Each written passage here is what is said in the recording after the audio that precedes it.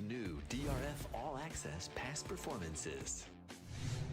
With one best-in-class product, you now get all 3 past performance formats. Easily switch between views. Access the most trusted information in horse racing with DRF All Access past performances. Go to drf.com and use coupon code ONEFREEPP for a free single card today.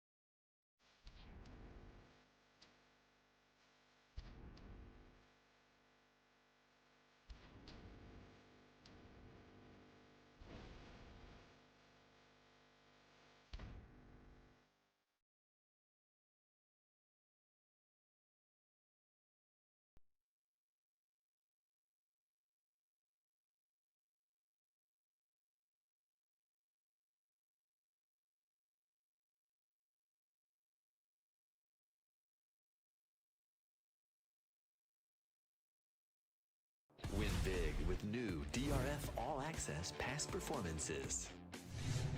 With one best-in-class product, you now get all 3 past performance formats. Easily switch between views. Access the most trusted information in horse racing with DRF All Access past performances. Go to drf.com and use coupon code ONEFREEPP for a free single card today.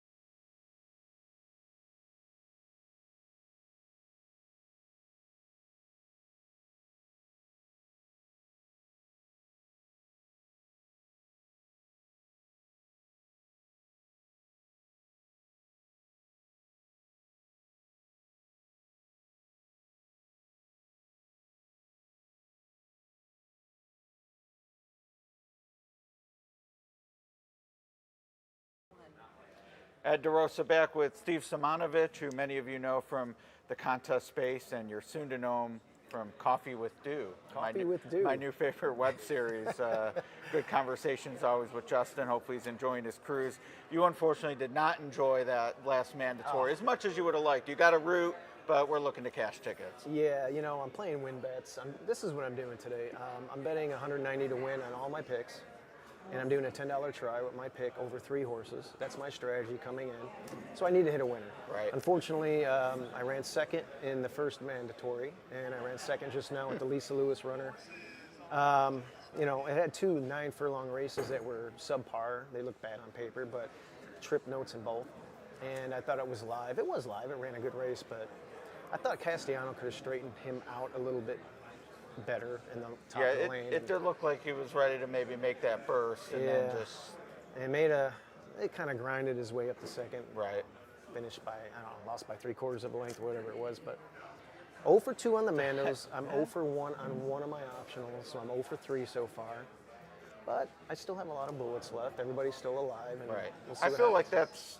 I mean, you're always alive if you have money regardless in a live bankroll, but with this structure and the 250... You can't bet more or less until the last. Like, I feel like that keeps everyone grounded. Like, okay, I'm not out of this. Nobody's going all in. You can't do it. You got to bet 250. You're going to have $500 no matter what in the last race. I mean, look what Eddie O did last year. That's right. I mean, so it's a cool contest, and it's a different format that is needed. You know, you can't have the same betting format in every one. We have the BCBC, we have our $2 win place mythical stuff, and we have the Hawthorne Invitational. You were very forthcoming with your strategy, 190 to win, some tries with the rest. Yep.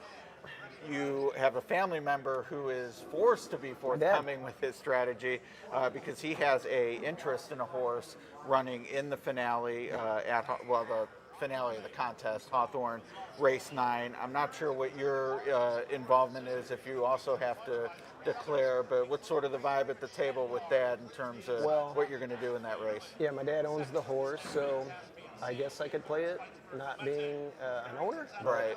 I actually like Manny Perez's horse in that race. It looks like it might have some speed. It's getting back on turf, and it might be formidable on the front end today. So I'll probably be playing that one on top with Safecracker Suit underneath, and maybe with a couple of those other like maiden special weight droppers. But you know, they're both going to be prices, especially Safecracker. She's not much, as we say in horse racing, but the race isn't much. Right. And she is bred for turf, I suppose. I mean, she's out of a hard spun broodmare, and by Connect. She showed a little bit last time going a mile and 16th. They're cutting back. She liked the turf last time. She hung a little bit, kind of shied away from the rail. So she's got an outside post. We'll see how that first turn comes, and the rails, I guess, are out 10 feet. We'll see if she can get position. And we don't want to get the Justin Dew trip of death. Which sort of the 4 got in that mandatory at Aqueduct. Right. If you're sitting second on the outside, Justin Dew, he's right about that. TOD. Yeah, trip of death. The trip of death. Don't be hanging outside of that pace setter. One thing I talked with Brad about, it was the BCBC winner, and he mentioned he called pretty much a complete audible when he won the BCBC, knew the score he needed, pivoted from what at the time was a key opinion, or he thought would be, going from McKinsey to Vino Rosso.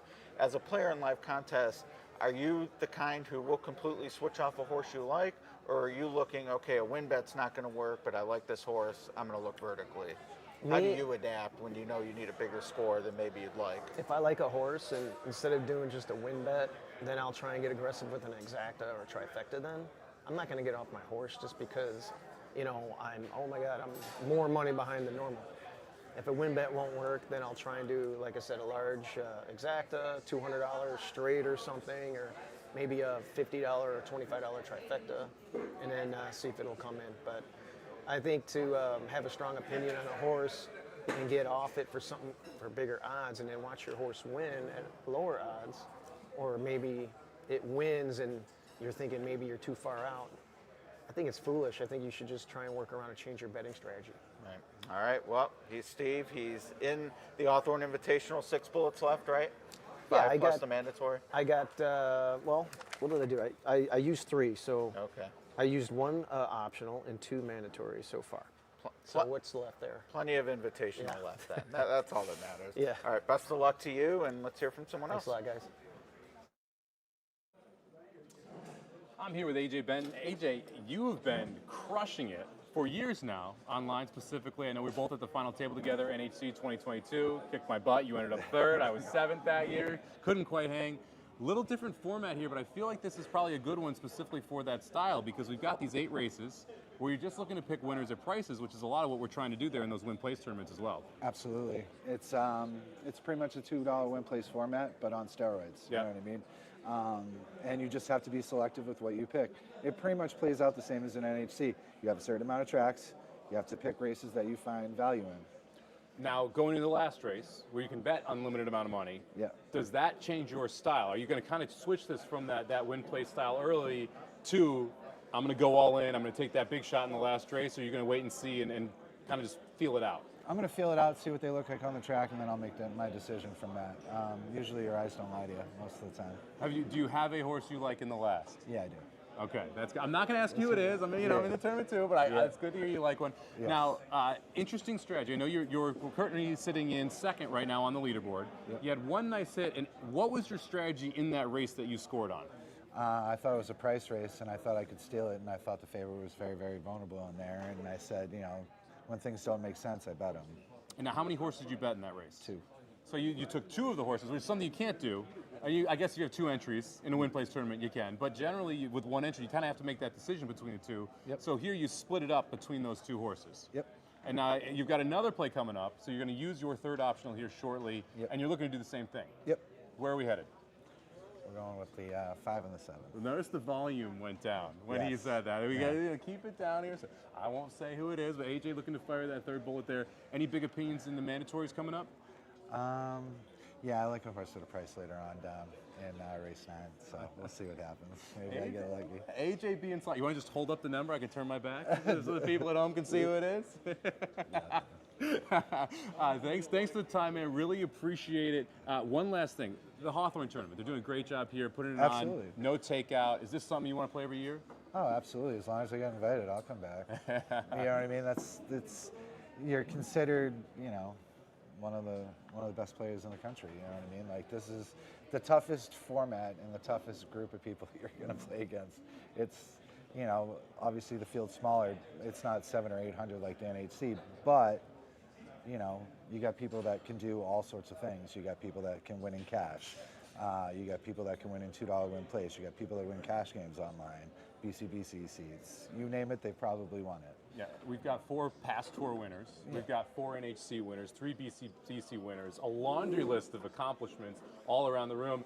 Yours not unincluded here. You've been phenomenal, specifically online, crushing it there. Final table at NHC. AJ Benton, everybody, thank you very much for the time. You can send it over to Emily now. See who she's with. Thank you very much, man. All right, Emily back with Dennis Monturo, who we got to meet in person yesterday out at Oak Brook because you played the Saturday tournament. And Dennis, if you don't follow, you should follow on X now at Denny Caps because you've put out some really good threads, some spaces, which I find wonderful because you're playing full time. So what's that like being a horse player full time and translating into tournament space?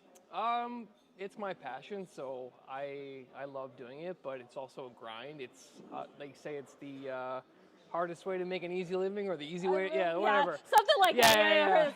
Yeah. So it's a lot harder than it seems, and probably a lot less glorious than people think. But it's my passion. I love doing it, and it's just my life now. Yeah, I think it's kind of, since this is my life too, not so much on the player side, but still doing horses full time, and 364 days a year, and even that 364 days a year, and that one day off, you're still collecting data, doing a bunch of other stuff. So it has to be that passion that you love, like an artist, where just even on a day off, you're still kind of in the back of your mind and thinking. So what has that process been for you, just in terms of making that transition into a full player and things that you've done, and how many years you've been doing this? It's been a journey. I've always been involved with gambling, from like a younger age, I guess. But, I was involved with poker and sports betting and some of the other gambling avenues like blackjack, and basically just found horses as a child, but just continued to kind of always keep it in the back of my mind of it's another gambling avenue, but really found a home with it just because of how much data there is in this game, and compared to other types of gambling, and just kind of fell in love with that aspect, and you know, some other reasons as well, but you know, it's also a sport that's very scalable. Like there's races like every two seconds here in this country and other jurisdictions, so it's just a game I fell in love with over time, just based on how much data there is. Yeah, and from the gambling standpoint, the poker standpoint, and while we were just chatting here, and after the most recent mandatory at Belmont Race 6, we've had a jump in the leaderboard, and I could see Dave Guthrie moved up to the top as we talk about poker players, and David also playing full-time, plays a lot of poker. Would you say that having that gambling edge, 'cause I think that's one of the things we've talked about, just making that transition into being more of the gambling side, talking about the game, if that presents an advantage, not just in tournament play, but like in everyday play? Yeah, I think, you know, with tournaments especially, I think definitely like look at this as a game, and you know, every game there's an appropriate format and strategy you have to kind of abide by, and you know, I think there's ways to intertwine your day-to-day play when you're actually playing tournaments, something that I kind of do. I know other guys here might do as well, like either betting cash into the pools or playing other tournaments at the same time and covering different you know, probabilistic scenarios, and you know, so it could be very complex, it could be very straightforward. It's just depending on, you know, what your appropriate strategy is. So we talked about that a little bit earlier with the earlier mandatory at Churchill, because you're also playing the other tournament, the $500 tournament that lets you bet open. So in the $500, and correct me because I'm just trying to go off memory of a conversation we had 20 minutes ago, but where you ended up playing the 9-horse Gulfport in the $500, and then what did you do here? What was kind of that thought process and how you kind of hedged those two tournaments? Sure, just from like a race perception, you know, the data was kind of telling me for an allowance race it was pretty wide open. So I wanted to cover different horses, and I was able to do that with the two different tournaments that I'm playing. One entry in the Invitational, 2 entries in the $500 tournament. So I kind of had an opinion on the 9. I had an opinion on some other horses. The 9 ended up winning. I actually had him double to the next race, and I actually hit it. So I think I was actually checking the leaderboard right before you grabbed me, but I assume, you know, I think I have like $3,000 on that right now. So, you know, a lot of time to go left with that. But I was able to leverage my opinion into kind of, you know, a score in the other tournament, not the Invitational. So now how do you, since you have kind of those 3 entries that are live, how do you prioritize them and kind of decide if they're sort of hedging each other, but then also trying to prioritize each one? Do you move like into an 8 ticket, or do you try to move 2? Like how does that work as far as playing those 3?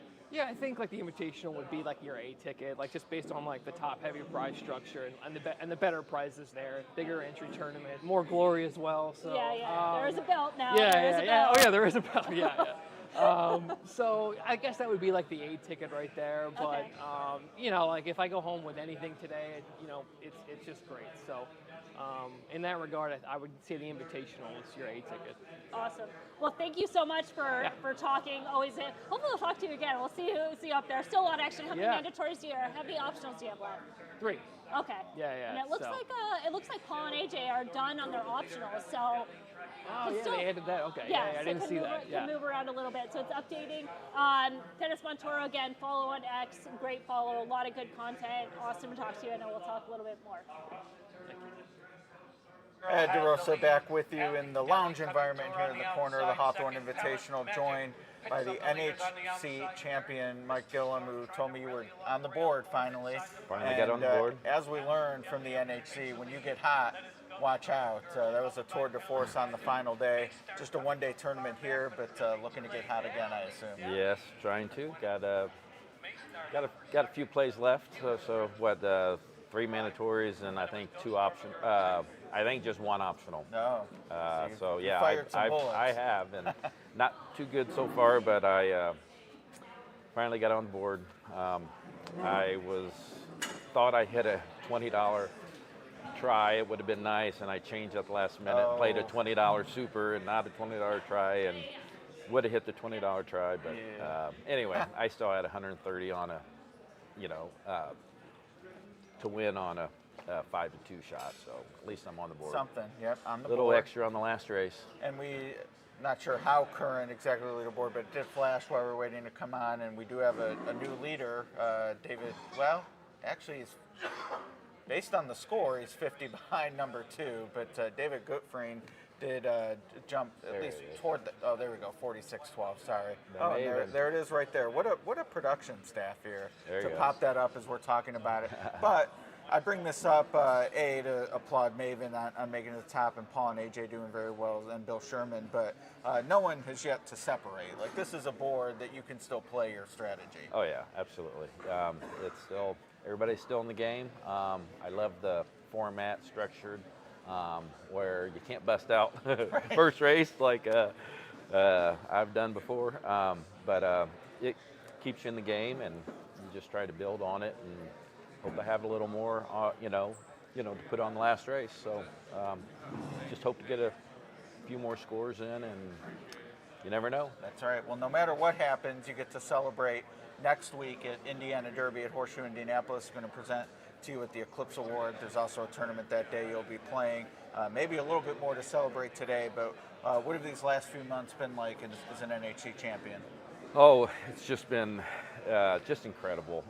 It's so fun, and I just wake up every day. I still can't believe it. I'm like, did I really win that thing? It's just so hard to even get there and to win it. It's just so happy. It's been a real life changer for me. Got me right, financially in my life, and did some good with the money, and it's been fun. Yeah, boy, and you've been a good ambassador. I haven't seen you, that I'm aware of, turn anything down. You've popped up everywhere, and you're promoting the game. And you're here at the Hawthorne Invitational, which from what other players have said, they love just the atmosphere and being around these players. A little quieter setting than NHC. What makes you take the time to come up here and support this tournament? Well, 65 or 61 of the best players in the in the country or the world. These are all the best. You guys have picked the best, and for me to to get invited is just a real honor, and I couldn't pass it up, really. Now I know winning the NHC, you get one berth into next year. You double qualified yet, or is that? I am. Okay. So yeah, for the Illinois Derby or the Illinois Derby contest, I got second. So I got a second seat there. So I'm double qualified. So the Midwestern region, that's your honeypot to Las Vegas. Yeah. Yeah, so far. All right, we like it. Well, we have. You only have one optional left. Any changes to thoughts there with only one left? No, just trying to get a little more money to add to the bankroll to fire on the last race. So no changes.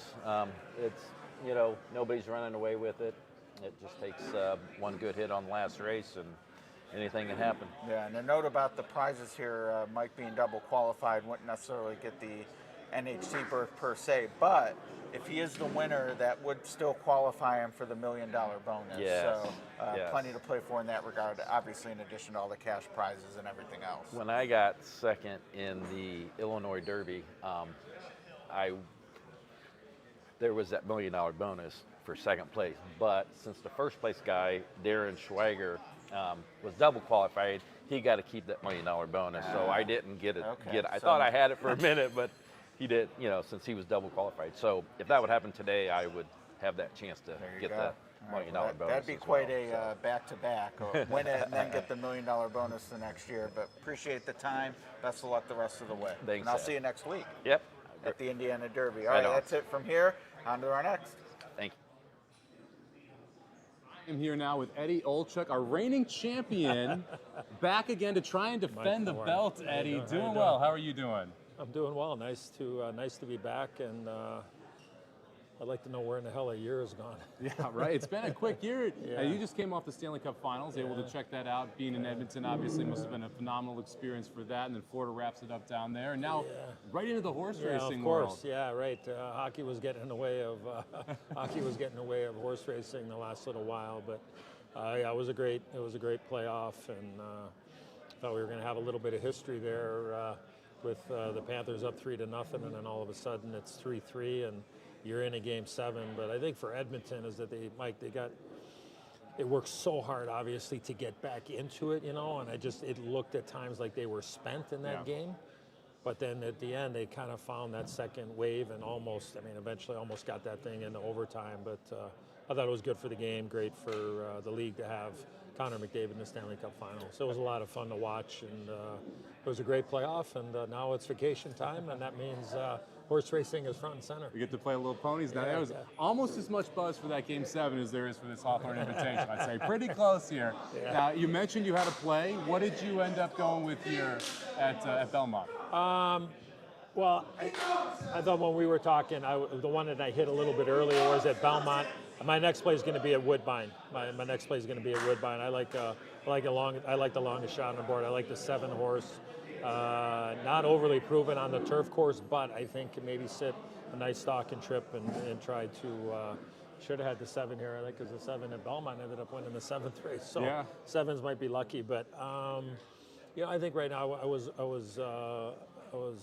goose egg for the first couple of plays, and then I got back into it with my pop a couple of races ago at Belmont on the turf. So, and everybody's philosophies are different and whatever. I mean, like today, had a feel for a couple of races, but you got to pick your spots. Like you know what it's like. You got to, when you feel like the iron is hot, you got to go ahead and press down, and hopefully we'll be able to put a little bit more money into the bankroll. Momentum is a funny thing, even in horse racing.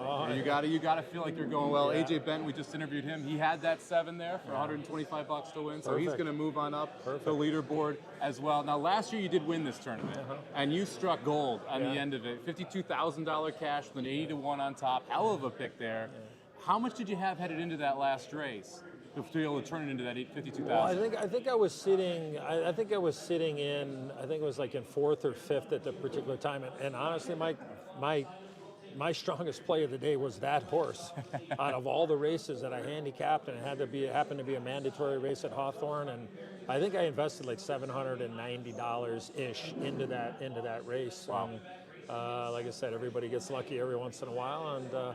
I grew up about 2.5 miles from here, so this is my old stomping grounds, and it's great to be here with the people at Hawthorne and Crestwood. And but yeah, like I said, when you have an opinion, I feel like lose more than you win, but if you really feel, and look at, somebody once told me the horses don't know their odds. No, they don't. I never thought in a million years the horse would be 81-1, but it was an awfully good feeling to be able to know that when the horse crossed the wire, I had a pretty good sense that I was going to win the tournament. Oh yeah, I think you probably were the only one in the room, especially with the route. If you haven't seen the route video, look at his numbers. This is going to be bombs away here with the 5 elephants here. I think it was 47-1. Beating the 6, 25 plus to 1. Is that a 3 Chimneys horse that just went off at that big of a number? I believe it is. It looked like the silks at 3 Chimneys. We're going to have back-to-back bombs here. One at Belmont at the Big A. Another one here, 47-1 over 36-1. I think I went all in this race for the. I went all in the last one for the mandatory pick 6 today. I should have been all there. That was the all race. We missed one there, but we'll see if there's any jumping on the leaderboard here. I unfortunately did have that as an optional. I did not have the 5-6 exacta cold, or else I'd be like Eddie O over here to have a $52,000 score. Yeah. Thank you very much for the time, man. Great to be here. Really appreciate it. For having me back we are going to send this over to Emily now. All right, we just had a couple long shots come in, and we had a 30-1 over here. We just had a 47-1 at Churchill. And Dave, you just said that this tournament, in your opinion, you think is going to get ripped wide open at this point. I'd be shocked if somebody didn't hit for 5 figures in one of those 2 races wow. on an optional. I'd just be shocked. I mean, I wish it was me, but I wasn't close. One of the things that we've been talking about, and I want to get your opinion on this, as far as what do you think it's going to take to win this tournament? What were you playing for at least? with whatever somebody could hit one of these two last races for, literally. I mean, I thought somebody would have 5 figures going into the last race. Okay. I mean, whatever lead I had or have is not even tenuous. It's non-existent. It's just a blip, a temporary blip on the leaderboard. Well, yeah, I mean, I think that's what's so interesting about this tournament too, right? Is going into those, before those 2 races, we're gonna get an update here pretty soon.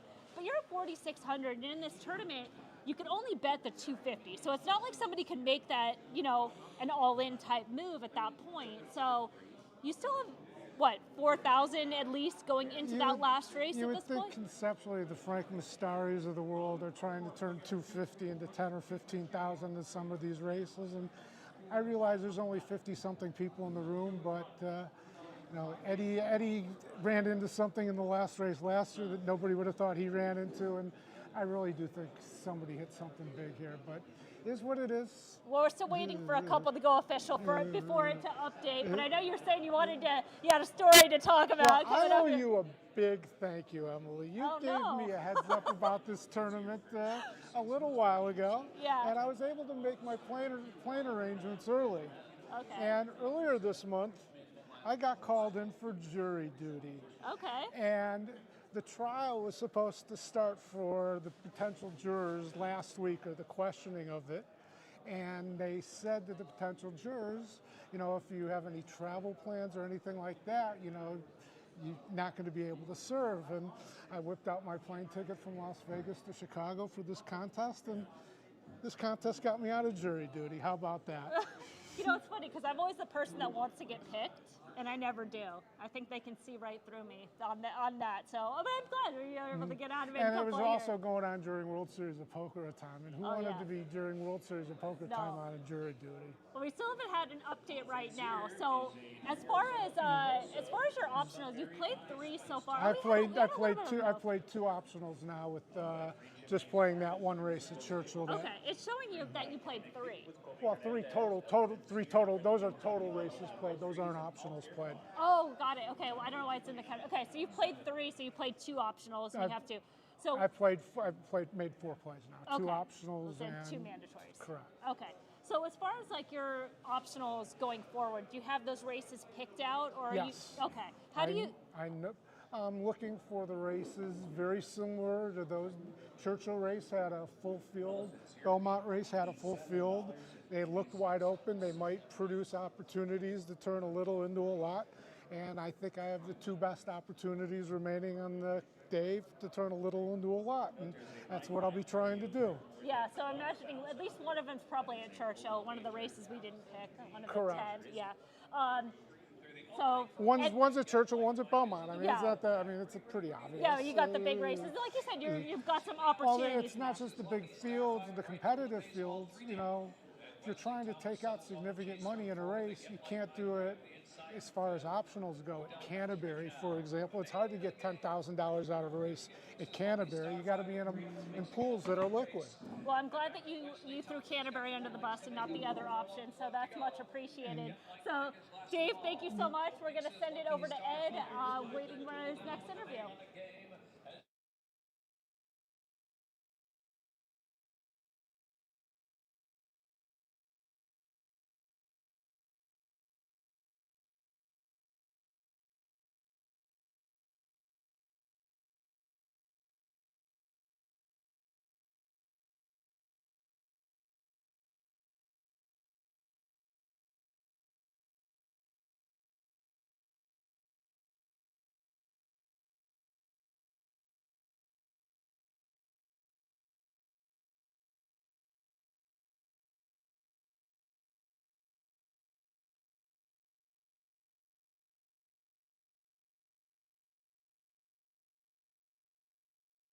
Win big with new DRF All Access past performances. With one best-in-class product, you now get all 3 past performance formats. Easily switch between views. Access the most trusted information in horse racing with DRF All Access past performances.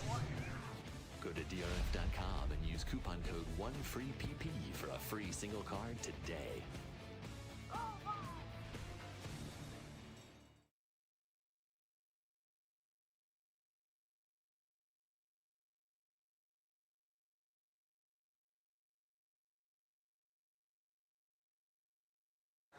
DeRosa back in the Players Lounge. Pleased to be joined by our current 5th place competitor, Bill Sherman, Hall of Fame horse player, won many contests, and famous horse player in general, I'd say. Not too many of them. And one of the reasons, Bill, we love doing the Hawthorne Invitational is it does get to shine a spotlight on the horse player, one of the key components of the game. And you're no stranger to traveling around to these things. Why, for you, is this something that you're willing to put time into and your passion? Seriously, it's the people, much more so than the horses. I mean, I love doing this. I've been doing it most of my life, right. But I enjoy the camaraderie that we all share. I'm here with my brother. I'm here with a couple of close friends that I've met through this hobby. Been doing it together for many, many years, and that's the main reason. To be honest with you. No, I love it. Got a buddy of mine from Texas up here. He's playing in his first invitational, and yeah, it's just that camaraderie. It can't be beat around the racetrack for sure, wherever people are betting the races at least. You're in 5th, which means you probably had a decent score, but you were telling me it could have been even better. Yeah, I had, in the last mandatory, I had the short price horse on top, but I thought it was kind of wide open underneath, so I had played some all with one horse in 3rd, all with one horse and then the winner with one horse then all, and that's how it came in, but the 3rd place horse was probably the 3rd lowest price, 3rd worst price. So right. It cost me like $1,000, but which, you know, but I collected and I won right. money on the race, so I'm happy. No, you're very much in the mix, 1,400 off the leader, but as we've talked about many times already with this tournament, you're restricted to the 250 until you get to that last race when you can bet right. at least 500. Are you at a point now where I would think whatever your strategy was coming in, you probably don't have to adapt too much given your place on the leaderboard, so you're probably standing pat on kind of what you thought you'd be playing, or are you already starting to move some pieces around? Actually, there's so few. I have 2 optionals left, and to be honest with you, trying to handicap 80 races in advance for 4 optionals, right? Where the bets are exactly 250. I'm here for 9 hours. I got plenty of time to look at these races in advance. Now, yes, I'd like to know if there's something I like late, so I don't waste the pick early and then find, oh darn, I love that horse, don't have an optional left. So I've played 2, I'll hold 1 in case something like that happens late. But yeah, I find this contest plays a little bit like a mythical contest, a mythical $2 right. win place with a lot more money because of the fact that everybody's betting the same amounts. So it's not like, you know, somebody's tapping out early on a 3-to-1, you know, with a couple $1,000 and putting a lot of distance between themselves and everybody else. So it plays a little bit more like that, which is more to my liking. Well, speaking of distance, I did see we just got a leaderboard update. AJ Benton must have made a score. He nearly doubled his money. Okay. You're still at 5th, though, because AJ was one of the few ahead of you. Okay. But yes, at 6,700, the new top score. And Bill, we've talked a lot about, you know, target score at the end and, you know, what's it going to take to win this thing. Because of the way this is structured, where the last race is the only race you can bet anything other than 250, do you also think of a target score that you want to have to bet that final race?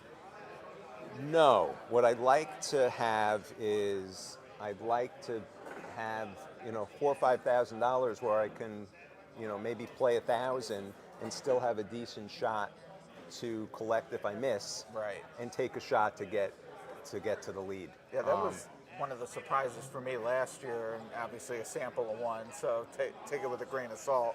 But I mean, after Eddie in 1st, Matthew in 2nd, like it was super concentrated in that, you know, 3rd through 10th spot where, you know, anyone could have maybe moved up with a slightly different, you know, tweak to their opinion.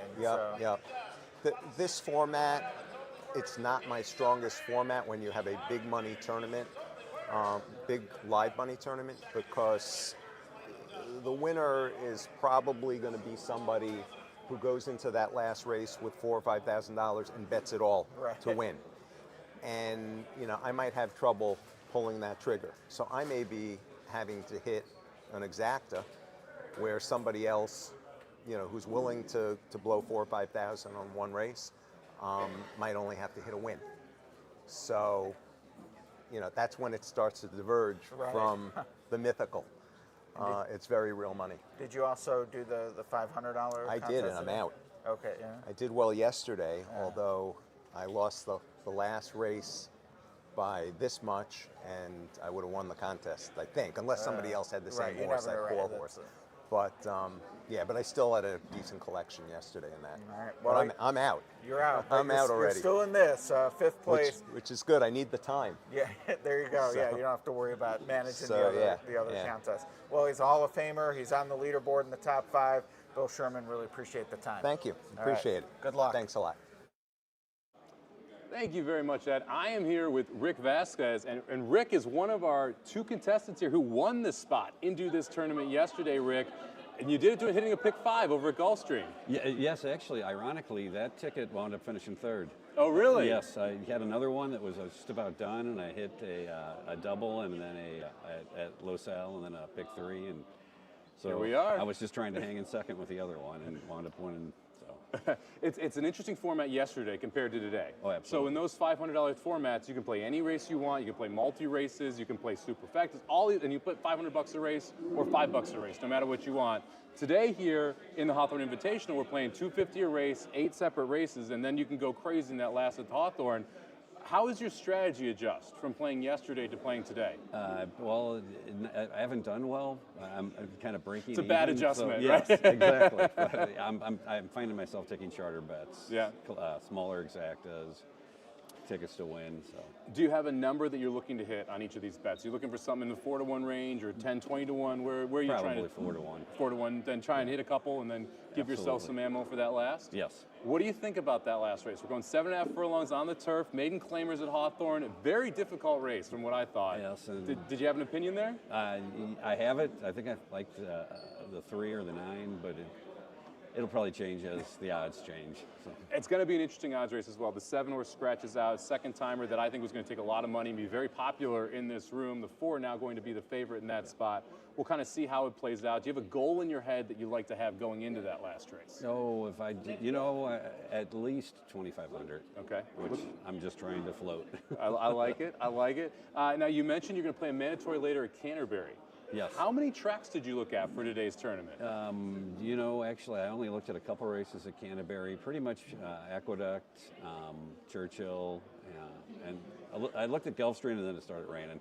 Kind of messes with it a little bit there at Gulfstream. Now, you mentioned you're from Springfield, Missouri, yes. So you made the trek here to be able to check this out. It's a live tournament only, so you got to be here in person to be able to play. Was there something that specifically drew you to playing these tournaments here at Hawthorne? This is the first time I've been here for this one. I've played in the Arlington tournament previously. I've probably been to, I went to Northwestern for a few months, and I've probably been to Chicago 100 times. So. Very cool. Yeah, it's a phenomenal tournament. Well set up for the players as well. Nice to not have that takeout there. Live tournament-wise, is this something that you're used to playing? Do you generally like to play these type of live tournaments? Are you more in that pick and pray or the win play style? It's funny because traditionally I think I do much better in pick and praise, except for this last year I'm doing much better in live money. So, and I've been on a slump for the NHC. And I got that yesterday in a live tournament, and I mean I've been playing pick and pray after pick and pray to get it, and so I don't know. That's one of the best boxes to check. It's the day that you get your NHC seat for the following year. Yes. I know you qualified. Is it 8 times now, or is it? I think 7 or 8. 7 or 8 times now. What's your favorite part about that NHC experience? Just hanging out with the guys. Realistically, it's a long shot to ever win, but it's just a good time. Yeah, the camaraderie is phenomenal in that room. And yes. then be able to go back and see all of your friends for 3 days, the 40, 50 people you only see one weekend a year. It's just exceptional. Thank you very much for the time, Rick. Really appreciate it. Rick Vasquez, one of the qualifiers from yesterday, able to get into the tournament today. Hopefully make a run, Rick. Thank you very much. Thanks a lot. Appreciate it. Emily, over to you. All right, Emily here with Nick Sievers, Nick's been on many of the spaces talking, and we talked about tournaments quite a bit, but this is your first time here at Hawthorne. and playing the Hawthorne tournaments. What's your experience so far? It's the best tournament ever, maybe? Yeah. Wait, So, wait. I didn't hear you. Can you say that again? It's the best. So I went to NHC once, and it was fun because you have a big room full of people that, love horse racing. This is a small room of people that love horse racing, and everybody here is really, really smart. So it's like, yeah, I made the NHC one time, so it's not that hard. Getting here is somewhat difficult. And you're sitting at a table with last year's winner, and you have a pretty good table right there, pretty competitive, and you're right by the big screen, and doing well so far. We're currently sitting in co-10th, dead heat for 10th right now. Talk about your approach coming into today, where you're at and where you're trying to go. My thought is I hate the last race, the mandatory race, so I'm going to try and get to the number I want to get to before. Okay, let's pause. What about it? Do you just not have an opinion? I have very bad opinion. Okay. It's a maiden claiming turf race. I don't like turf races. So it's like nothing about that race would be something I'm like, I have a strong opinion. Okay. So my goal was to get to the number I want to get to before that race, then see where the leaderboard is, and maybe fire more than the minimum. But if I just fire the minimum, then I just fire the minimum, and I can be okay with that and know that I did what I wanted to do. So let's talk about what you think that number is, because that's always kind of the biggest challenge. What it's going to take to win this tournament. I feel like talking to everybody, that number's all over the place. And this is something that you've talked about quite a bit. So what do you think it is, or at least for you, the number that you want to be into? My initial thought was like 15, or like 25, 30-ish. Okay. And then smart people told me that's way too high. Yeah. So I said, okay, that's too high, and I'll live with that. So probably 11 or 12,000. I'm shooting for 12 is the number. If I hit 12, I turn $2,500 into 12,000, and you know what? I did my job today, right? And if I lose, then I lose, and that's okay. Yeah, and also too, sometimes we talk about like not having an opinion going into that last race. But when it comes down to playing what you need, that can change an opinion a little bit, because now you're not thinking about it from a handicapping perspective. You're really thinking about it as the gambling game that it should be of, here's what I need to extract out of this. I'm going to bet this amount, which would still give me a number that I'm okay with. Maybe that's enough or something, and get yourself a little bit forward. And I think that's a little bit different as far as tournament strategy and play. Now, as far as the optionals, because the optionals are so key to this, how many optionals do you have left? I have 3 left. Okay, so you have 3 left. And I know you're kind of waiting. You just said you don't like turf racing, so you've been looking at Los Alamitos. So and Emerald Downs. Okay, and Emerald. Do you feel like you're kind of zigging and zagging because most people are playing Belmont and Churchill? Yeah, but I don't play Churchill that often. And when I do play Churchill, I play the dirt races.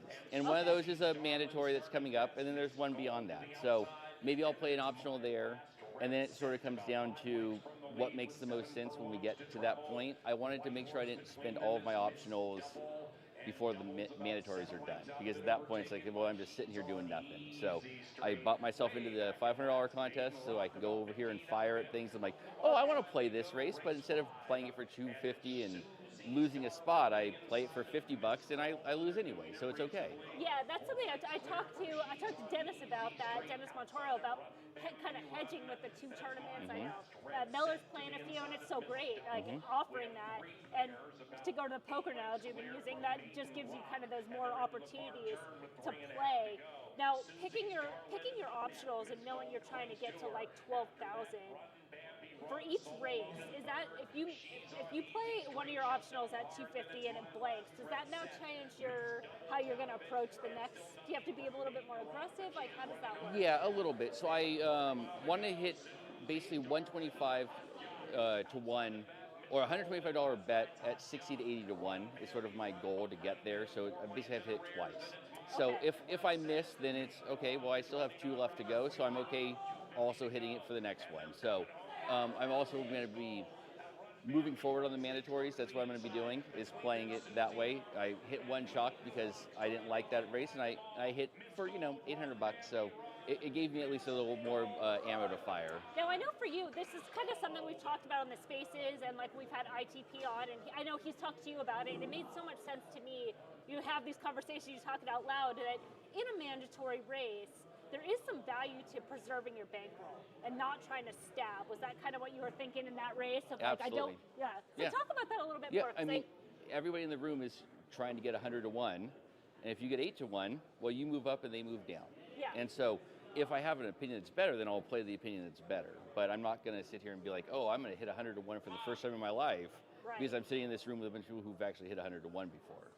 Especially in this case where it's $250 that you can move forward into something later on. Mhm. You might need that 250 versus trying to say, oh, I'm going to try to turn it into something that's a little bit more stabby. That you Exactly. can use that money on your opinion going forward. So the mandatory race, which I think we're still one on deck, it'll be Churchill race 9, right? So that's the one that you kind of feel like you have a good opinion on, that mandatory? No, it's a 2-year-old dirt race, so it's like Okay. my good opinion is bet against the favorite, and I'll kind of spread a little bit underneath and try and hit something that gets me in that 60 to 80 to 1. But I'm probably going to go a little bit higher because I'm going to not play it for 125. I'll play it for 25 or 50 and try and get a little bit longer of a price and try and catch something. But if I get 30 to 1, okay, I'll live, right? So it's not going to be a big deal if I miss 60 and I get 30. Like, okay, still moving forward. That'll still get you to your end goal, right? Still kind of chip away. Well, Nick, it's always nice to talk to you. I don't know if you've ever heard on the Hawthorne signal, but one of the things that we'll talk about is we'll say last to the paddock, first to the wire. And you are last to the tournament, so maybe you'll be first to the wire in the tournament. I like this All idea. right. So thank you guys. We're going to run a commercial, and then we'll be right back. Win big with new DRF All Access past performances. With one best-in-class product, you now get all 3 past performance formats. Easily switch between views. Access the most trusted information in horse racing with DRF All Access past performances. Go to drf.com and use coupon code 1FREEPP for a free single card today.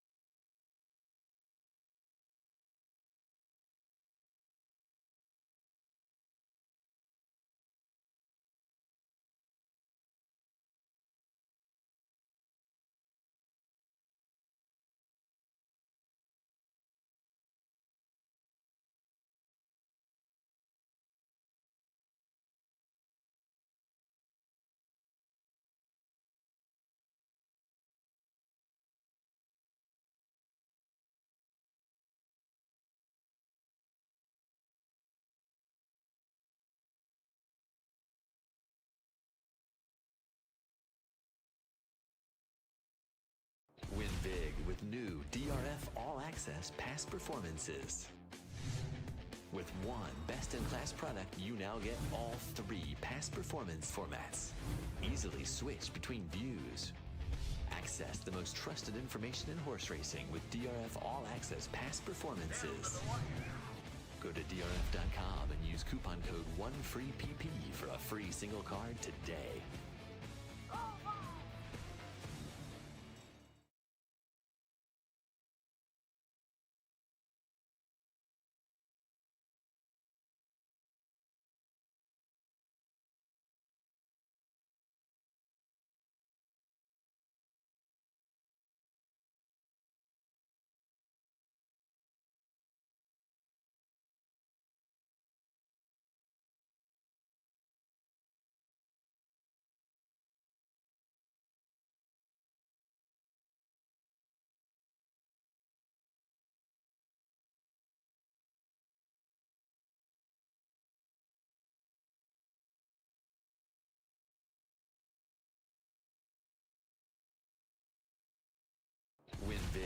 new DRF All Access past performances.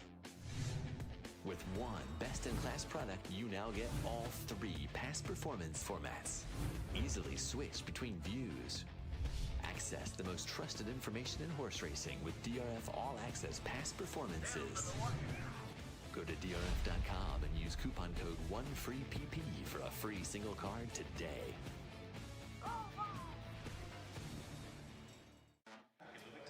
DeRosa back in the Horse Players Lounge with Hawthorne Invitational with Christy Moore, keeping it on the top 10.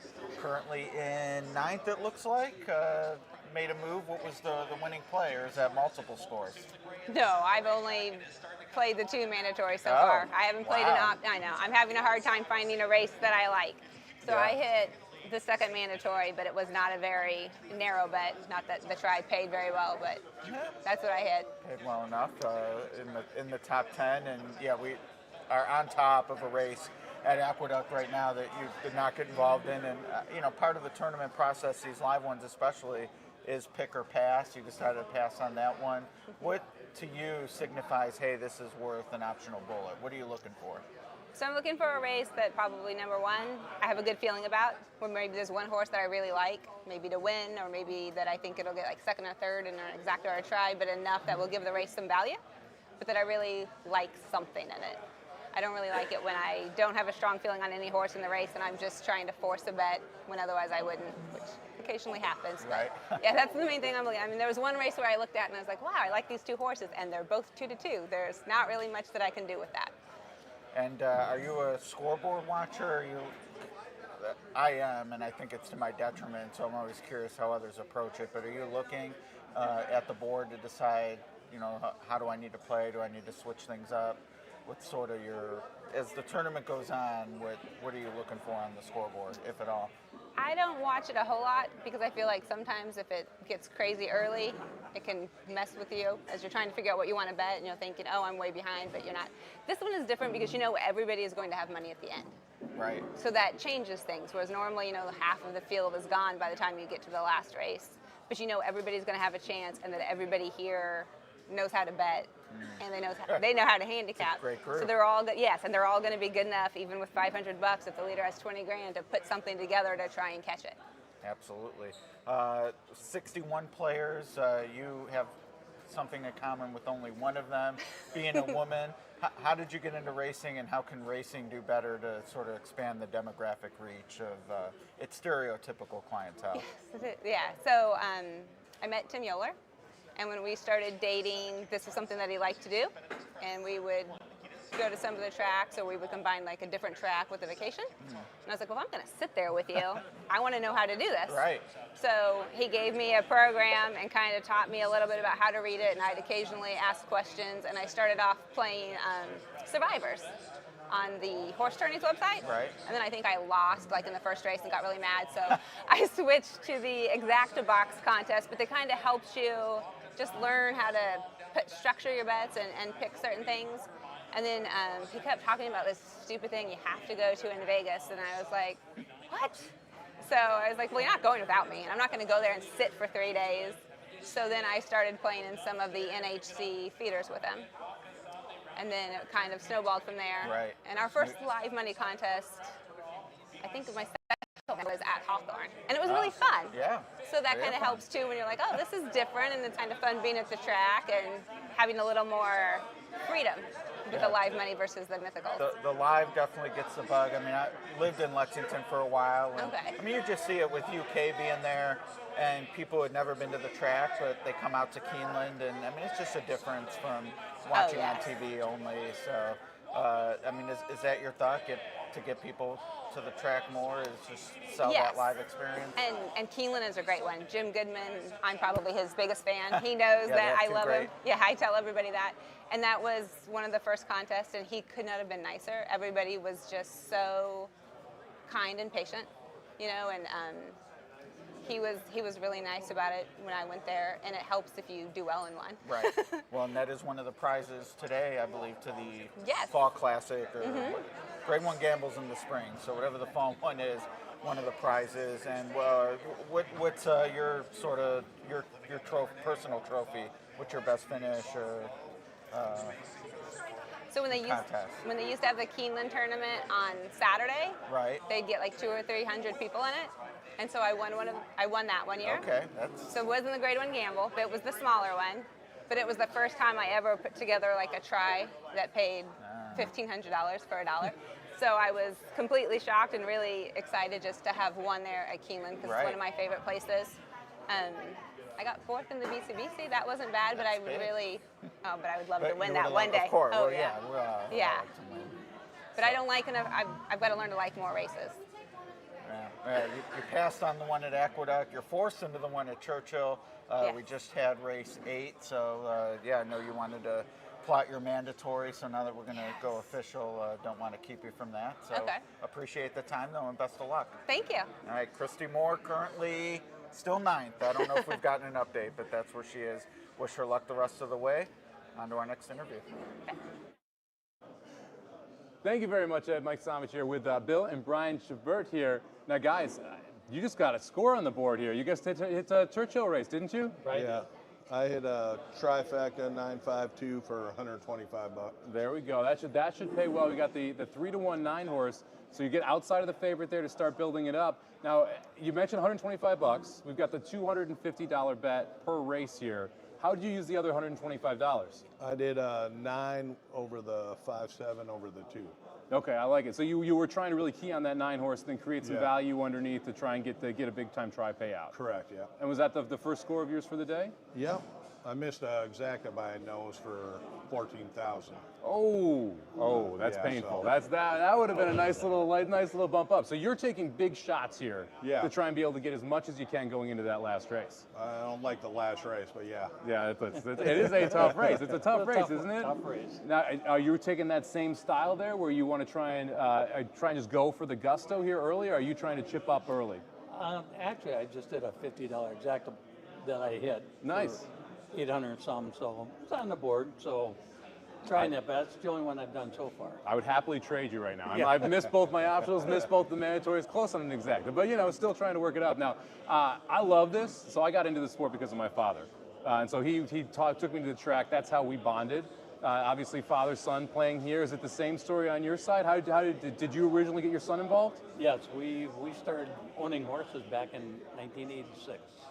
So excellent. Up in Canterbury, in fact. So. Oh, very good. So he started real young. And you guys have had a ton of success as well. I mean, a lot of live tournaments you've been able to score in. Do you like this live money format that we're playing today with these 250 and then that last big race? Or do you feel a little more comfortable when you're able to just push it when you want to push it? Well, this actually kind of levels the playing field, I think, because I'm the person I'll go all in any time if I like a race, but that a lot of other players do that too. Wait till the last race, and now they can do it here. But going all in on maiden claimers kind of tough at Hawthorne. I haven't done it yet, but hey, it's a first for everything, right? Today may be the day. I might not need to though if this pays well now. Yeah, so. no, this is going to be interesting seeing this payout here. I have a feeling you might be shooting to the top of the leaderboard right now. Our leader, AJ Benton, sitting there around 6,700. He's had a couple winners. And his strategy has been actually to play 2 wins in the same race, in just a race that he thinks is going to be a price. So it's interesting to see how people are attacking this. Now, Bill, did you have a strategy in that last race? Are you willing to just shove it? Are you going to try and play big tries?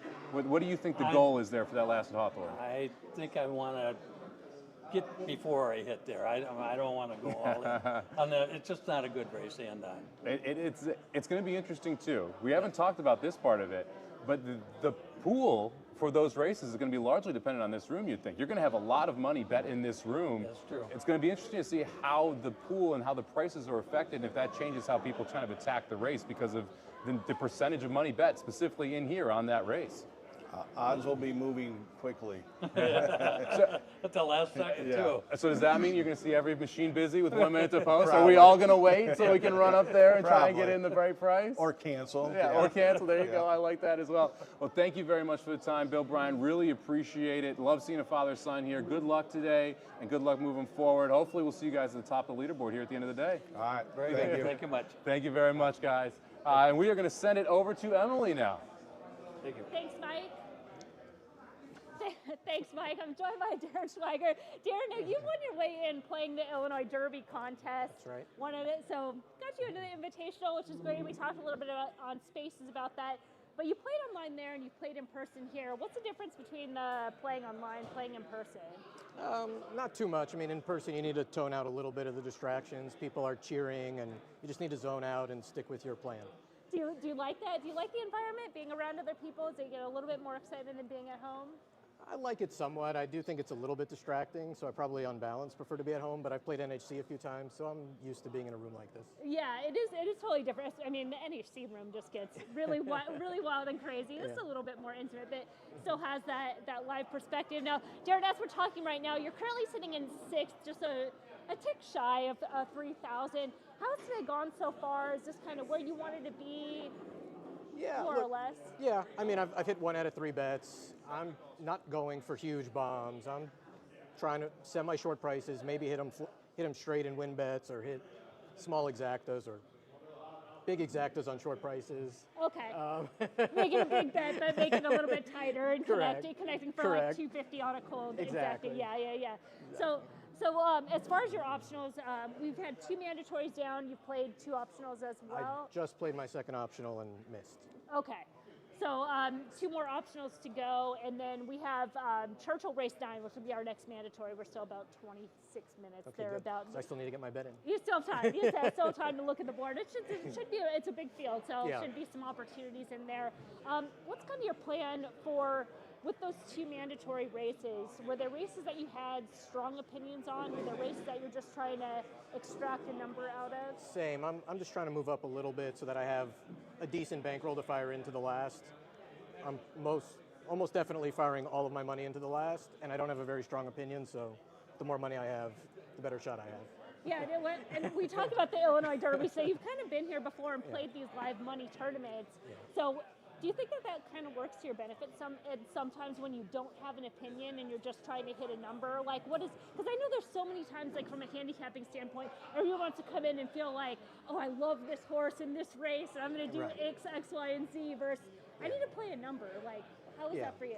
Definitely in the last race, I think I have an advantage, assuming I have a bankroll. I think I have a disadvantage in all the other races because my preferred style is to push all in on my strongest opinions. Okay. And so the cap on the first 8 races, I think, plays against me. Yeah, different formats. There's a couple other players that come from like the mythical $2 win place, and then they feel like they come in here and they're like, oh, I'm at a disadvantage. Now that the 250 cap is kind of like that middle ground. I think it levels the playing field a lot and gives them a much greater chance than they would probably have in a normal style cash tournament. Would there have been an opportunity today where you would have gone on all in? There would have. I went all in the $500 tournament, and I hit. So I was sitting in second, and I'm going to go all in again and hopefully win. Okay. So there's so many people. I think it's such a great opportunity to have those 2 tournaments because one, you can hedge, plus you can do what you just did, where you said, "Hey, I have a stronger opinion here, and I can push all in." And you played Did you play yesterday? I didn't. I flew in this morning, so I'm pretty tired actually. It's not too far. I came from New York. I know. Not too far. It was a long travel day. Yeah. But playing here, and you're towards advantage. So where are you wanting to be going into that last race to give yourself that best opportunity? I'm hoping, based on where I'm sitting now, I'm hoping to be at around 5,000, but we'll see. What do you think it's going to take to win this? Scores are pretty high. If they hold at this level, I would guess could be 20,000, maybe 15 or 20. 15 or 20. I mean, it probably depends on the prices that come in the last. If the prices are big, who knows? Well, even Eddie last year, I don't think he was expecting it to be what it was. But you're right. I don't think it'll be 50, but you never know. Somewhere around that 15 to 20. Yeah. All right. Well, Darren, awesome. I love catching up with you, meeting in person. The Spaces was great. Everybody can check it out on the Hawthorne. It's worth going back and listening to. We'll send it over to Ed, short break, and we'll go back over to Ed. Ed DeRosa back in the Horse Players Lounge area, joined by another top 10 denizen, Mike Serenon. You got it. I got it. I've known him for years. Finally said his last name correctly. But Mike, on the leaderboard in 6th, and as we approach this mandatory race, I heard you're swinging for the fences here. Yeah, looking at the board, I've got a 9-1 and a 12-1. I'm going to try to exact the box together. And I also have them in the trifecta. on the ends. So I'm going to give it a shot. Yeah, those prices definitely could get you up the leaderboard. This is your first, not only Hawthorne Invitational, but one of your first live money events. Traveled up from Texas. What made you take the plunge to come on up? Well, in Texas, not a whole lot of opportunity to do horse betting. You can go to Sam Houston, you can go to Lone Star, which I do from time to time and play in those contests. But other than the Grade 1 Gamble and Keeneland, those are the only ones that I've had the opportunity to do live betting on. So it's a little harder in Texas to be able to do that. So when I get the opportunity and can travel, I like to come to these live tournaments. And I've had some success. Yeah, no, and you've done well in the feeders. I know you've qualified through horse tourneys, and hopefully you don't mind me sharing this personal detail. Mike had a little bit of FOMO last year when myself and John Costin were sitting at a table together at the NHC, so I know you really want that berth to Las Vegas. Oh, absolutely. That would be a lot of fun. Just coming here and playing with some of the best and meeting a lot of the folks. Everybody's so gracious and welcoming, and I'm sure it's the same way in NHC in Vegas 100%. as well. Yeah, they do a great job with the hospitality, etc. You mentioned Churchill. You got some prices. Doesn't always shake out that way. You have one optional left? I do. I have one optional left. And then you'll have the one more mandatory after Churchill, and then the finale, of course. Are you starting? What are you thinking about your chess pieces, so to speak, going into your Well, last I know bullets? going into the last, I'm going to have almost 2,200, 2,500 No matter left what. to be able to Right. play. In the last mandatory where you have to bet the 500. So, I hope to increase this a little bit. I haven't really looked too deep into the final yet. After this, I'm going to go kind of dig deep into that and see what I can do. You'll have some chips to play with for Yeah, sure. especially if we get lucky in this next race coming up here. This will put me in a really nice position. Yeah, those are some big prices. Now a lot of the people I've talked to, they actually moved up on mandatory races, but your score so far was an optional, right? It was. Yeah. Yeah. I haven't had real good luck today on the mandatories. Well, there's still a few left. But what, race selection's a big part of success in this tournament with the optionals, how to weigh them, how to play them, et cetera. What attracted you to that Monmouth race? I'll be honest with you. Again, in Texas, since I don't have an online betting account and things like that, I've played a lot of the horse tourneys. That's really taught me to look into the data and look for opportunities and horses that have good value. I happened to see the 2 and the 6. I think they were the 2nd and 3rd or 2nd and 4th, maybe 2nd and 4th on the odds. I like both horses, so I just decided to put them together so I didn't miss it one way or the other. Right. And it paid off for $1,700 or $1,800. There you go. So that's kind of how I'm learning more and more is by the use of that horse tourneys and all the data that is available out there. And then, of course, being in a room with this quality of players, you can't help but pick up some tips along the way, I reckon. No, absolutely. Just like I said yesterday, talking to a lot of folks that I've only heard of or seen in these different tournaments, picking up some tips, dinners, and drinks. It's been good, and it is fun to see all those names on the leaderboard with me. Exactly. Yeah, exactly. Seeing your name there, especially. Pretty cool. I'm not sure how many optionals are left between now and that 9th at Hawthorne, but they dwindle with every minute that goes by. Do you have a few in mind that you're going to look at the board? I've got 2 on my sheet. I'm not going to go ahead and give them away at this point in time. But yeah, so like I said, after this, I've got to go do my homework on the last couple. I had prepared with the ones I liked. A couple of them I didn't like prices, so I've scratched them. But there's 2 left that I'm going to have to go take a look at. All right, and you'll have to pick one of them, or if both are awful, you could further move off of them, but come up with something for sure. Exactly. Well, you have something big here if it happens to come in. He's on a couple of long shots at Churchill. Emily, Mike, and I will be back with that mandatory race from Churchill Downs. It's race number 9. It's in 15 minutes. Mike, thanks for your time. Hey, thanks, Ed. Thank you very much, Ed. Mike here with Matt Miller and Howard Kravitz, 2 of the best to do it, both local Chicago boys here. Matt, now you've had a championship at BCBC. Howard, you've got a phenomenal podcast, just coming back from Ascot as well. Yeah. How much do you guys love this tournament scene? Matt, we'll start with you. The camaraderie in these type of rooms is just phenomenal, isn't it? I would say from a camaraderie perspective, I'd probably put the NHC first because it just gets the most number. This is like an NHC light. It's a great feeling. Yesterday's contest was good. It was a little smaller in terms of spreading out. To get everybody in one room here and to see so many friendly faces, this is an absolute blast. I've been saying it for weeks. It's a lot of fun. Even if you're not in the Invitational, the $500 tournament, you can still hang with all these people, talk to all these people, see how people are playing. I love it here. Yeah, and great value as well. No takeout, and you can bet whatever you want. Now, I bet a $480 pick six at Churchill. It did not win. It's out. But at least you get a free roll there to an NHC seat. So you might as well come down and make sure you're going to play next year. Now, Howard, a lot of camaraderie, but you want to win, right? This would be a nice title to add to the list. Oh yeah, for sure. I mean, this is 60 plus the best handicappers in the world, literally. So this is quite a challenge, and I'm just humbled and honored to be here for my second year. And the cool thing is a bunch of people in this room we've had on my podcast interviewed to banter and talk about horse racing like yourself and other people. So it's a lot of fun. I mean, winning would be great, but just being here is really an honor in itself, and it's a great challenge. Yeah. And now, Matt put out a book recently, A Better Way of Thinking Here. I love a little play on better there. Well done. Thank you. Love numbers, right? You love being able to kind of dial in, where do I need to be to win a tournament? And this is one of those situations where it's really hard to dial in where you need to be to win this tournament. How do you adjust your play for specifically this style of tournament where you've got those 8 $250 bets? So I'm looking into the camera. He's being mean to me because we talked right before this interview, and I said to him, this format is completely befuddling. Obviously, you'd love to go into the last race with more than the $500 minimum that you're going to have. Having more ammunition allows you to adjust the risk-reward, the risk side of the equation to a degree. So I walked in here thinking, all right, I'll try and hit a couple 2 to 3 to 1 shots, build up a little bankroll, and next thing you know, someone hits something for like $2,500. I get spooked too. Yeah. And so, okay, I adjust a little bit, and I managed to hit 1 bet so far. So I should be walking into the last race with at least 2,000.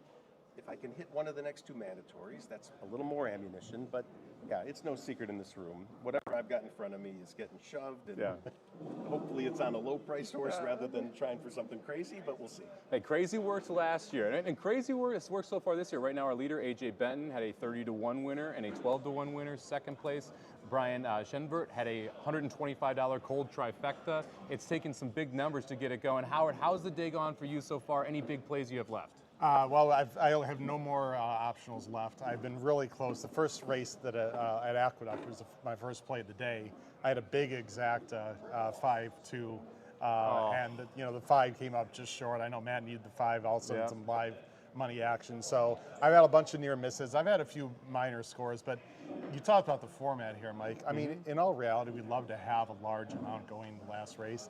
But the bottom line is Hawthorne race 9, you have to crush it. Yes. No matter if you have $700 in your bankroll or $4,000, you do have to crush it. Now, obviously, if you have more money in your bankroll, that allows you to hedge more, play different horses, etc. But the bottom line is, as we saw last year with Eddie O, you got to crush the last race. So I'm not overly concerned on what I have going into the last race of the day, but it would be nice in the last 2 mandatories to boost up the bankroll a bit. Yeah, when I was preparing for this specific tournament, the first race I looked at was Hawthorne 9. Yep, absolutely. Figure out, okay, who's going to be the favorite? What's the price going to be? If I'm at 500, what do I do? If I'm at 5,000, what do I do? Sure. Is that the same style that you looked at, Matt, heading into this? Look, you're holding a book that talks about working backwards. it's the whole idea. I'm excited to read this. I like it. Where do you want to be? Where do you think you need to be? Yep. All right, again, in this tournament, we talked about it. It's a little hard to figure that out. It's much easier in a $300 Naira bets tournament. The results are very stable week to week. You got some of the best players in the country really unsure of what to be doing here, but I'm with you. Start from what you think is the winning total. Start with what you need to get there. And maybe in the case of Eddie O last year, maybe he knew all he needed was $500 because he was on some huge long shot. That's fine. So maybe he can afford to take a bunch of risks during the day because his big play is going to work. But otherwise, for me, it's a math equation. It's kind of working backwards, and with a couple grand going into the last, I'll be able to afford whatever I feel like having.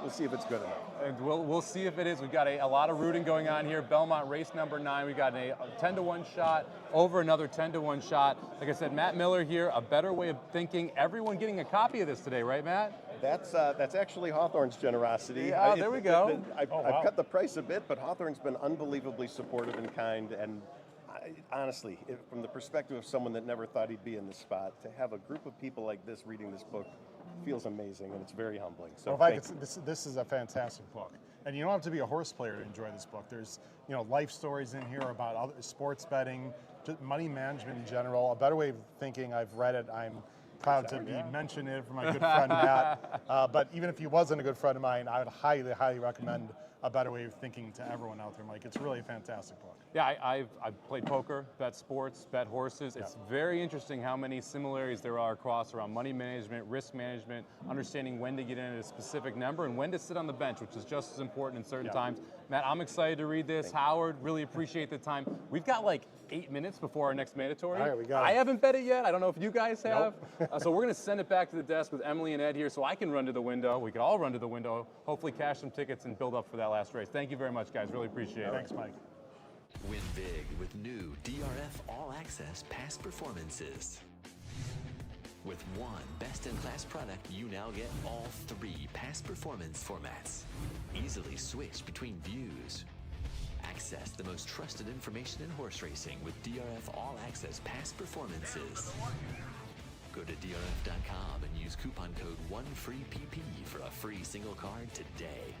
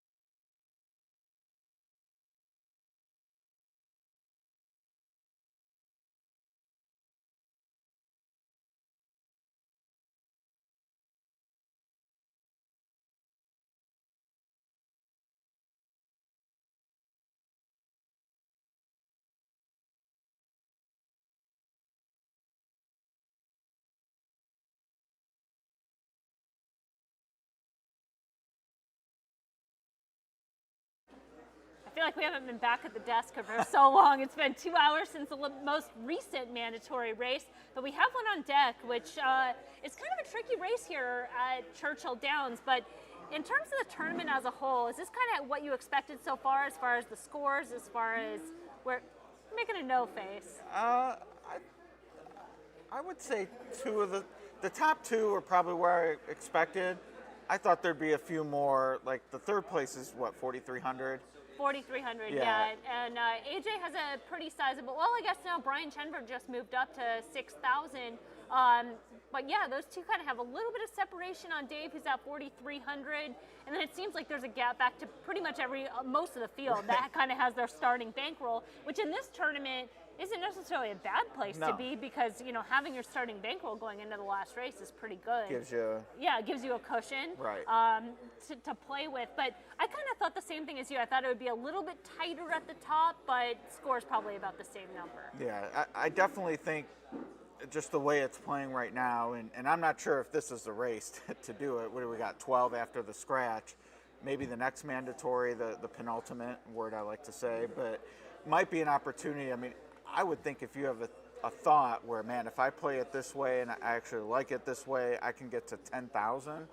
To me, I'd have to go for it. Like this is the type of strike where the iron is hot board where I'd be looking for separation.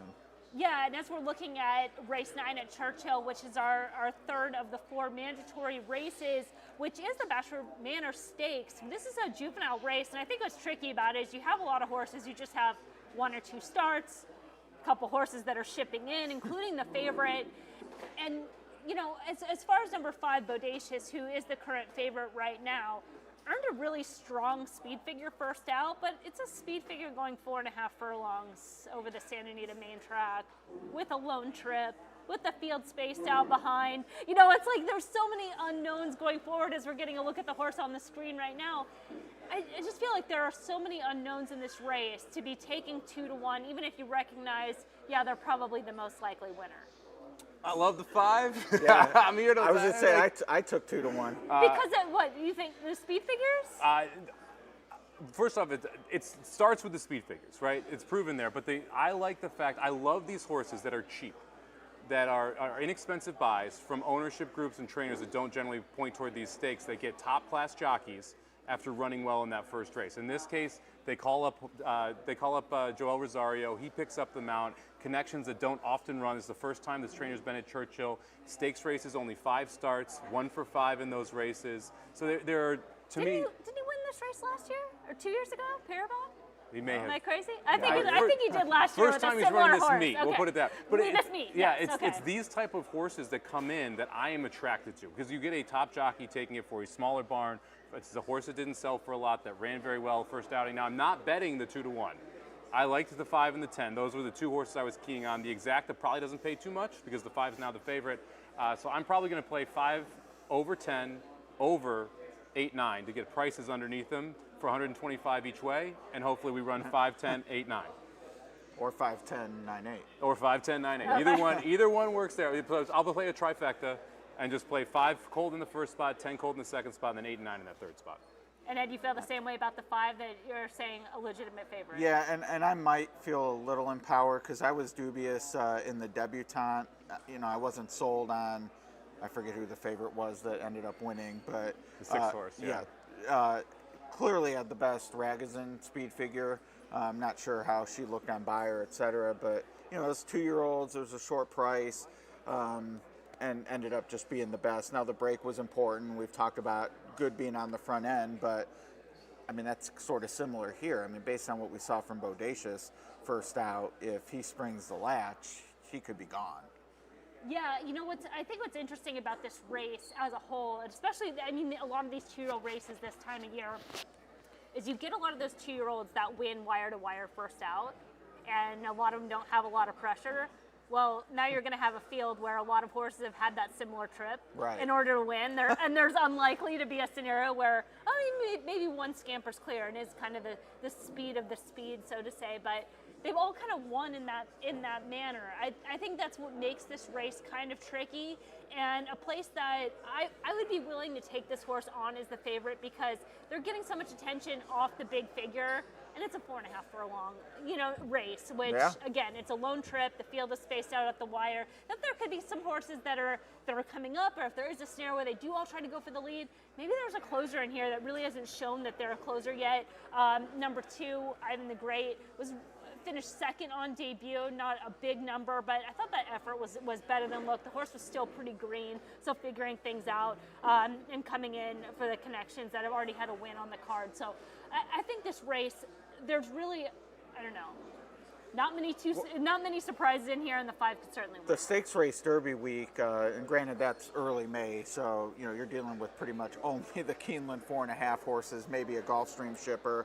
But we did see a closer win that race. I mean, it was exactly what you described. All the horses who had won gate to wire at Keeneland, they're 4 deep, and here comes West Saratoga, who had finished second, was a maiden when he won that stakes race. And to me, Heat maybe fits that profile because at least showed can press and pass at the end. Now that was Tapita, but being by Munnings and Cassie and Ortiz, they certainly know how to navigate main track dirt. Yeah, so. and following Woodbine, and Mark Cassie's just been on a tear, so pretty much everywhere, sending out live runners. So that one wouldn't surprise me, made a lot of sense. We're currently seeing 3-1, the second choice. It just ticked down as the horses are going into the gate. Mike, you already kind of discussed your play. How's your day going so far? Because we haven't really, I know we talked to you as far as the mandatories, but in terms of the optionals as well. Was close on one, completely whiffed on the other. So I haven't gotten a ticket home yet, but we're just playing to try and get one home. One puts us over that $5,000 mark, so we got 4 more bullets left to see if we can get one. Would have been nice if we could have got that 5-2 in the last mandatory to Aqueduct. Well, we'll see if we can make up for it here. And on your point of 2-year-olds that can pass, I love those horses. Yeah. It's the professionalism, the maturity that you want to see. And a lot of times you just don't have that level of maturity. If you get beat to the front, you're just done. Right. And so even that 10 horse, that last race, yes, it was on the Tapita, but at least we passed somebody.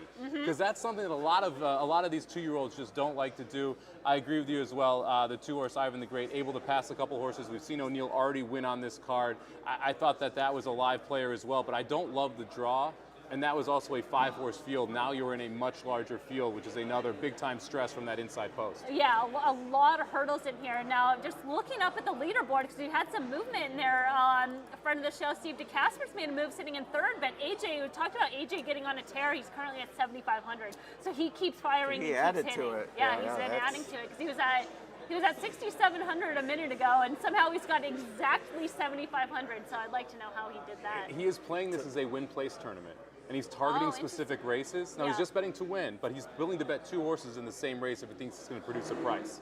So that's how he's been attacking this tournament. That's what got to that 30-1 at Belmont. He had 2 horses in that race, as well as the 12-1 at Gulfstream earlier. So interesting strategy from someone who is an absolute win-place crusher. Yeah, that is interesting, and I think that you figure out how to play to your strengths, and especially when you're getting hot, and it's working. So very interesting. Mike Mulvihill also moving up, another dangerous player. That was a lot of big movement in that last race. Paul is still there. Dave is still there. Is that the Aqueduct Turf race? I believe so. Yeah. A lot of horses going for the lead, as expected. Yeah. That's a scrum. Yeah, it is. The 5 dueling between horses, but kind of poking through right there. 10 horse getting a nice trip there in 7th. We'll see if he's able to actually pass horses, but he's in the clear behind a lot of speed. Yeah.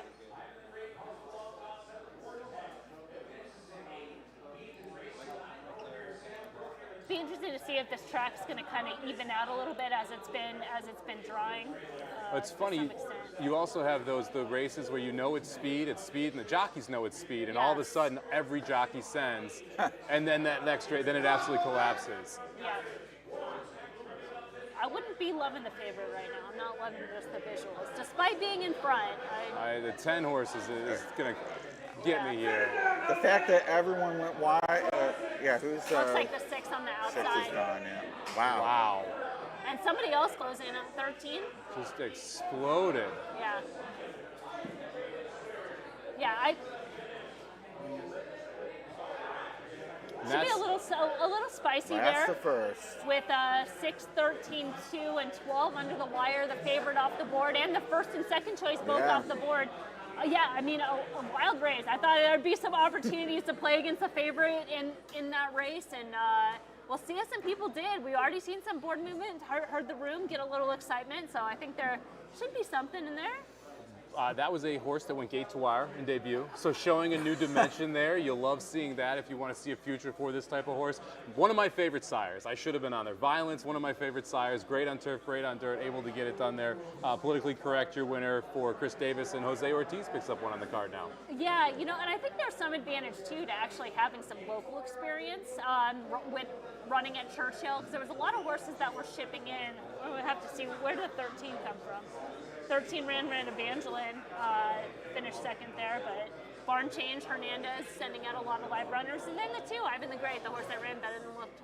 Pretty good effort, all things considered, because he was up close chasing that first flight and stayed on well, considering the top 2 came from off the pace. But yeah, that collapsed pretty good there. That was the one, and you kind of saw that coming with that 21-4 or 21-2 opening quarter there. It's like, okay, let's see, can we push through this wall that we're going to eventually hit here? And it was beneficial to come from off the pace there. Someone has this exacta. It's gonna change it quite a bit here, because you got 7-1 over 32-1 here. And there might, this to me has the makeup of maybe some bad beats or shoulda, woulda, coulda. I like the 6, but I needed the 2 second or something. Yes. The 13 was harder to find, I would say. Yeah. Yes, just slightly. So. Well, you know what? I mean. Yes, but if you're in this scenario where you're doing process of elimination, you're just saying, okay, I'm not using the 5, I'm not using the 10, right? And the 6 is my key, and then you can start piecing away at some others. Yeah, I mean, 6 to 5 on debut, so it took money. I mean that 1 by 7 lengths. I mean, pretty decent. Moved up on an off track in the debut, so maybe having a little bit of cut. But it does seem like the main track at Churchill is evening out a little bit, but won't matter here because I think our only other mandatory is on the turf. Yes. So we're done with that main track. Yeah, now that they're fast, maybe the profile changed a bit, but the way they went at it early, I mean, Jose Sat a nice Yeah, trip, just- got it, and was able to go wide and was able to just kind of fly right on by. The early pace there really set it up for someone to come in from off the pace, and the 6 ran phenomenal. I thought that was a very, very good race, especially from what we've seen with the track earlier in here. But I'm excited. I want to see these payouts. Like this is.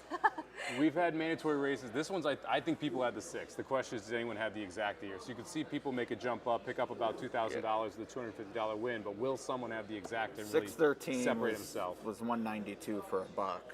Yeah, so even a $50 exact. Well, 50, yeah. I mean, you're rolling.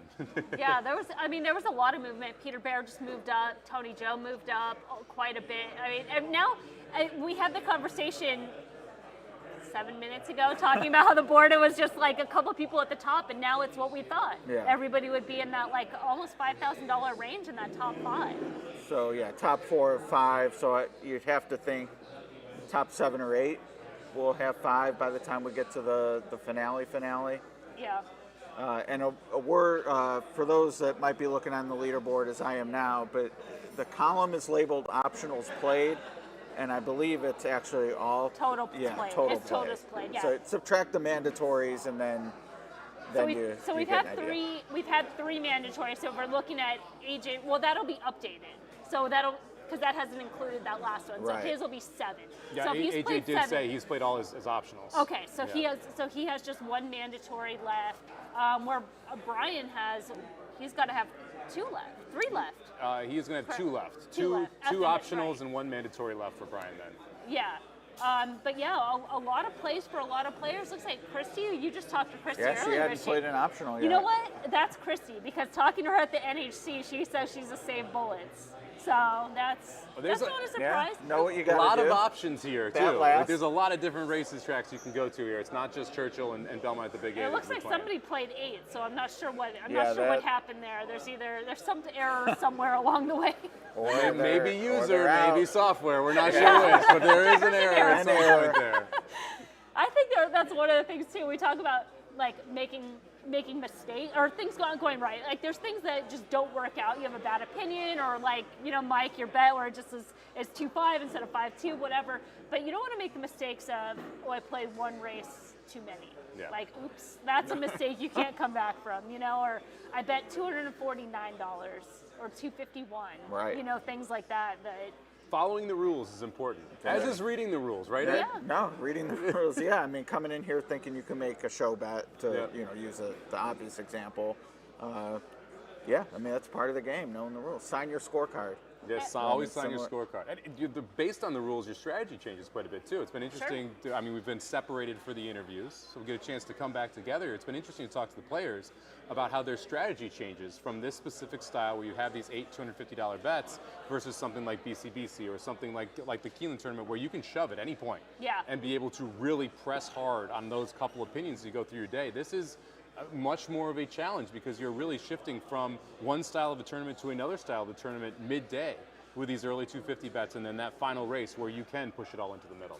Yeah, and as you're talking about that, I think it'll be interesting to see how the players adjust to that too, because when I was talking to Darren Schwager, who's one of those like push all in types, which he's done because he's playing the 500 as well and doing well in that, where he's kind of waiting for that opportunity and trying to build his bankroll. And then now AJ, who's been able to kind of divide and conquer, when he's going to get in that situation, let's say it was right now, how he's going to play that, that $7,500 bankroll to cover in the same type of strategy. It could just be different. One thing, we're still unofficial, so waiting to see what. I can't imagine the super high 5 got hit, so we will have a carryover into the 10th race. Oh, interesting, yeah. And I know Nick was talking with both of us about, Nick Seabert, yeah. And now the issue there is with 250, a dollar super I-5 gets pretty expensive quickly. Well, and also, but like if you wanted to gamble and take your shot at a $30,000 score, that's the pool to do it in. Kind of like this idea. I'm not gonna lie. I'm over here like, wait a second. So I can play one for like $210. And you jump in with a $40 bet to get you $250. That's one of the beauties of playing specifically here is like, look, you got to take advantage of advantages when you have them, and having a carryover pool like this where you're more likely to get a monstrous payout gives the opportunity to try and take a shot and come from behind. And like you said, reading the rules too, because there might be some players in here that don't think that that's on the table. Are we sure we can bet Super I-5 in here? I need to go read the rules myself. Okay, But well, I don't have the Nick rip here. said yes. I don't know. I thought it ended at supers. I thought it ended at supers as well, but Nick seemed to say that it was all vertical bets except for show. So it'll be interesting. right. The payouts are up right now. Yeah, some good prices there. Exactly came back $385. Yeah, $190 essentially for $1 for that exacta. The trifecta returns $2,000 for $1. I mean, so we could see some big movements there. Even if you had a couple bucks on that trifecta, or a couple bucks on that exacta, you're going to jump. I mean, the superfecta is also in play, so that'll be interesting. Right. Yeah, 5,000 for a dime is no joke. Yep. Yeah. Super I-5 carryover 7,000 headed into the next race. Looks like you're just short of 7,000. All right, and that's an 11-horse field, the Hanshin. Yeah, so we have a couple more races before we go to our next mandatory race, which will be Churchill 11, the penultimate of the tournament of the mandatory races. So we're going to take a quick break, and we'll be right back. Win big with new DRF All Access past performances. With one best-in-class product, you now get all 3 past performance formats. Easily switch between views. Access the most trusted information in horse racing with DRF All Access past performances. Go to DRF.com and use coupon code 1FREEPP for a free single card today.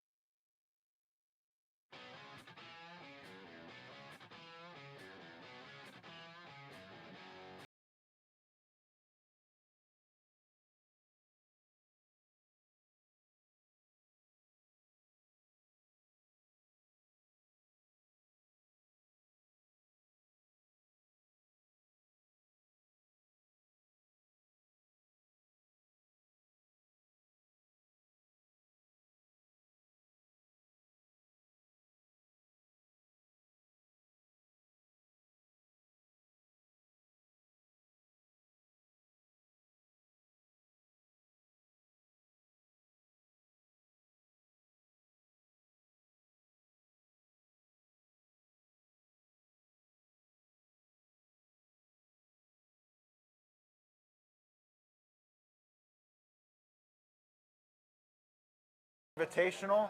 We're back on the top 10 list. Top 5 right now. We'll see what happens when the mandatory gets scored. But Steve DeCasper is doing well. 5,000 plus. They have to be happy with that. I'm real pleased with that. Yeah, you know, you just have to have 1 or 2 good opinions on a day like today, and one of mine managed to come in. Which one was that? Yeah, so that was Monmouth 9th. You know, I'm a big fan of forgiveness, Ed. My wife's watching. I'll just let you know I'm a big fan of forgiveness. And I thought that the 3-horse Alpine Thunder was worth forgiving last race. Had run against a lot tougher. And when I went to bet, I bet it, and it was 9-2, and I thought I was getting a great price. Some nut job came in and hammered the 10 at the very end, so the win price went up on Alpine Thunder to 12-1. And then I managed to have the exacta with the 10 in second. as well as the trifecta. You beat the CRW. Yeah, I did. That's exactly right. Love So it. that was great news. Forgive one bad effort at Philadelphia Park. Of course, came back to the form that he had been in previously, and managed to win by about that much. So that's good. A win. That's a win. It's binary, thankfully. That was an optional since it was at Monmouth. You have one left. What's your thought process in terms of picking and actually taking the plunge? Because to me as a player, that's part of the psychological aspect of this game of, we've all been there when, I should have made that play, or why did I waste it on this? What, in your mind, what does make you pull the trigger? Sometimes the horses just jump off of the form at you. That probably was not the case with this horse. I think it was much more of a, it was a race where I thought I had some decent opinions. I can tell you want to talk about frustrating. I had two very good opinions at Laurel, and I'm confident that next week when these horses don't scratch and actually run back, they'll probably win by 6 lengths, but they both scratched today. Gotcha. So that was upsetting. But really what you're looking for is a horse that you have a decently strong opinion on, a race that you have a strong opinion on, right? A disliking of a heavy favorite, where you think, oh well, this horse, might be able to do, all right, and you're getting the price. That's probably what's important. You can't worry about what happens today. You have to worry about what happens over the long term. Of course, that doesn't help my short-term mental condition, but yeah. And with one optional left, what are you putting on the balances to decide when to finally go for it? Do you have one in mind already? Oh, you'd like to know, wouldn't you? We all would. Honestly, I'll go on record right now and say I have no idea what my last optional is going to be. I've been worried about that race at Hawthorne and trying to figure out that turf race at Hawthorne in the end, and I think I know exactly what I'm going to do there. But now with these last few races that are available, I'm just going to have to feel it out and see what I can, see where I can go. And for you, is with your bankroll, if you end up with more than let's say you have now, will you press that opinion, or do you know, hey, with this X amount that's static, I can get to the target score? I mentioned my wife earlier in this interview, so no, I'm not a plunger. I admire the guys like Frank Mastari and Tony Xiao, and 2 years ago, my good friend Justin Dew took a huge plunge on a horse that finished like 9th, and so that's not me. I will probably bet the $500 would be my guess. Okay. But I will make it count, and I will make sure that if the combination that I think is going to come in comes in, that'll put me over the top. All right. Well, you're not on top right now, but you're close to it. You can see the zenith. So. I like where I'm at. Yeah. I feel very good about where I'm at. So you have one mandatory, one optional, and then the finale. Yep. All right. Best of luck. Thank you very much. All right, I appreciate Steve it. DeCasper is currently in 4th. Let's hear from another one of our contest players. Hey, we're back here, and we're with Peter Bear, winner of the 2013 BCBC, and currently sitting 3rd on the leaderboard. Peter, you just had a score come home. Tell us about it. I did. Well, Dylan Davis, who's a very hot day, came in on the 11 horse of maiden at 11-1. So that was a nice score, and I had just a win of 250 on him. So, yeah, always seems smart when it comes in. So, yeah. It's nice when you cash in tickets for over 2,500, right? That's always a good day. Always a good day. Yeah. Now, we were talking about this a little right before we started the interview. A lot of options here, right? A lot of tracks we can go to. Yeah. How did you try and narrow it down so you had a little bit of a strategy coming in today, only playing 4 optionals? Yeah, generally like maiden and turf races, and you weren't sure about the turf staying on the turf today, so I sort of focused on maiden races. And, the nice thing about maidens is when they come in, often they come in at a good price because there's much information to go on for a lot of them, so I like playing maidens. I love hearing that. I'm a maiden player myself. It feels like people should know them. Yeah, exactly. They want to have a little more data. Yeah. And it feels like the less data you have sometimes can mean the better prices that you're going to be able to get. And that's the case with that 11 horse. Exactly, yeah. I mean, a very, very good trainer with Brown, and I like maidens with a few starts. I think he only had 1 or 2 starts last year. He was just coming back from a layoff, so sort of a lot of things I liked.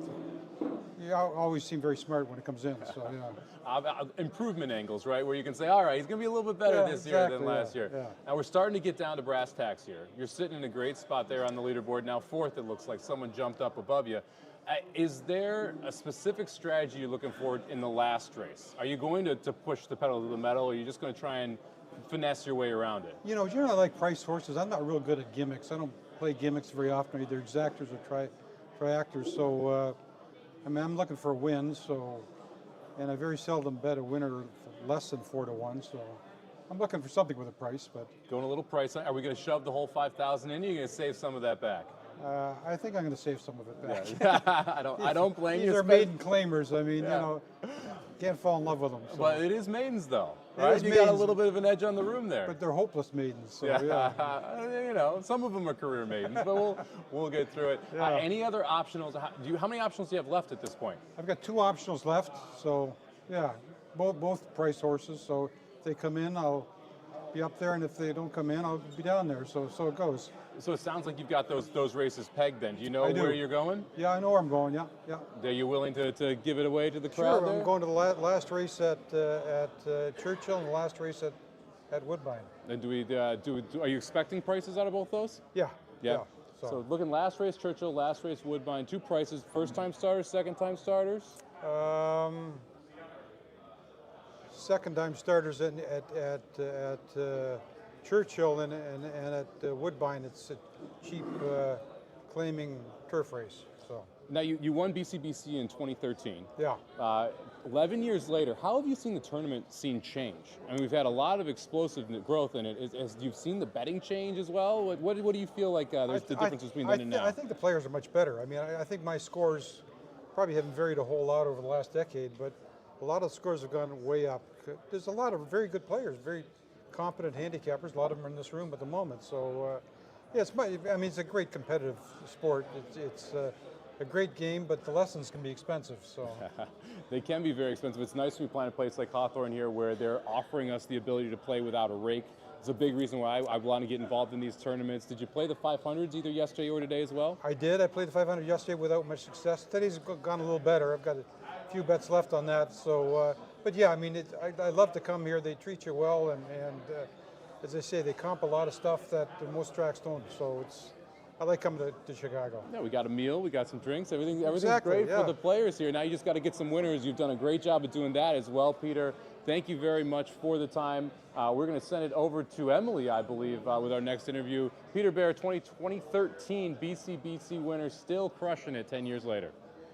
Thanks, Mike. Thank you very much. All right, thanks, Mike. I'm joined by my friend Tony. How's it going so far? Wonderful. I love being here. Your hospitality, yeah. I know. We love having you and coming out. And I know you made a run yesterday in the $500. We got a lot of tournaments going on. I feel like it's getting to that point in the day where, how many do I have left? What do I have coming up? A couple players that we're still kind of looking as far as being maybe played one too many. And I know you were just looking at that. And is that kind of where you're at as far as optional plays and how today's going so far? Yeah, I'm just, like I said, I'm looking to hit one race for some money to get myself in contention in the last race. So I'm just trying to have enough. Hopefully someone doesn't hit something insane and you can't catch them, but I just want some powder for the last race. Yeah, because right now you're just at a little over 4,000. Is that kind of where you expected to be? Were you expecting to be a little bit higher? I'll look a little higher because there's some people on the list that I know is going to fire everything. So I'd like to have $1 more than those people. So we'll figure out what happens, but it's going to be interesting in the last race. How many optionals do you have left? I think I just played my last optional. Okay, that's what we were trying to figure out. Okay. So and then there's one more mandatory left, right? So yeah. Yes, one more mandatory, which will be Churchill 11, and then we'll go into Hawthorne. Correct. So Correct. Perfect world. What are you looking for going into that last Hawthorne race? I don't have much of a clue about the race, but I have 3 horses I want to fiddle around with. So depending on how much money I have, it'll determine my bets. And obviously who's in the lead and who's behind and stuff like that. It's going to matter. Now, as far as your play, because we've talked in a few of the interviews from the NHC and from here last year, and people that have been following along know that you play full time, and that you're more on the gambling side. How much would you say going into that last race takes more of the gambling approach than the handicapping approach? Like, have you been following the Hawthorne races today to say, oh, the turf course is doing XYZ and I need to play accordingly? No, I don't. I mean, every time I do that, I mess myself up. So, I'm trying to figure out where to be in the last race. I don't know. I really don't know. It's all going to be dependent on, where I see the money shifting. Because here you can see where everybody's on. The pools will show it. So that's what I'm going to look at and try to pick the one that's not the one that's covered too much. Okay. That's it. So there's no handicap. It's more like game theory in this room at the last race. Yeah. And Yeah. I mean, I think that's so interesting about this tournament and tournament in general, and then where you can apply what you do on the day in and day out, how that goes into the last race. Do you play a lot of Hawthorne and familiar with kind of the trends as far as the betting and watching the pools and late action? I don't specifically for the track, but I have a profile generally what Okay. kind of action I'm looking for. But Hawthorne's tricky. The odds movements are very wild, but the rank order makes sense, meaning like a horse are rated 1, 2, 3 is a good order, but the odds they actually finish at is tough for me to really decipher. But today might be different because there's so much money pouring in. Right? Yes, So, exactly. We've seen that in the past, and I've noticed too at Hawthorne. Like somebody said, oh, the favorite will get bet down late, and I'm like, occasionally, and I think that's pretty common about most tracks, but following Hawthorne day in and day out, there's a lot of overlays. There's a lot of opportunities there, and I could see our last race being one of those races because it's kind of tricky. There's a lot of unknowns in there, and I think that the general public will kind of have a hard time finding out who that favorite is and creating some opportunities in that race. Well, I know you have some stuff going on, potential emerald or potential other things, so I don't want to hold you up too much, but I appreciate you jumping on as always, and we'll take a quick break and we'll be right back with DeRosa.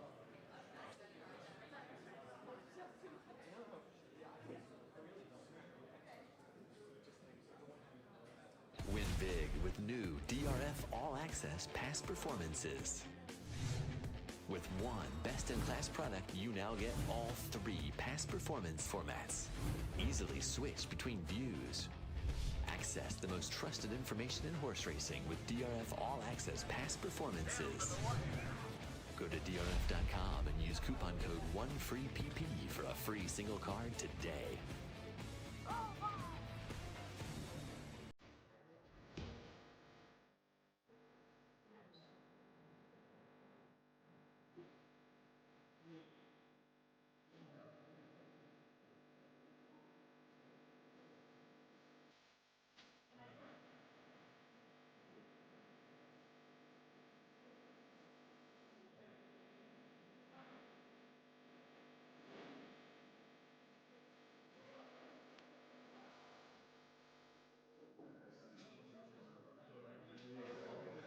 And DeRosa back in the horse player lounge area with Alexa Zepp. And Alexa, I'm going to be honest with you. You're the first person I've talked to not in the top 10.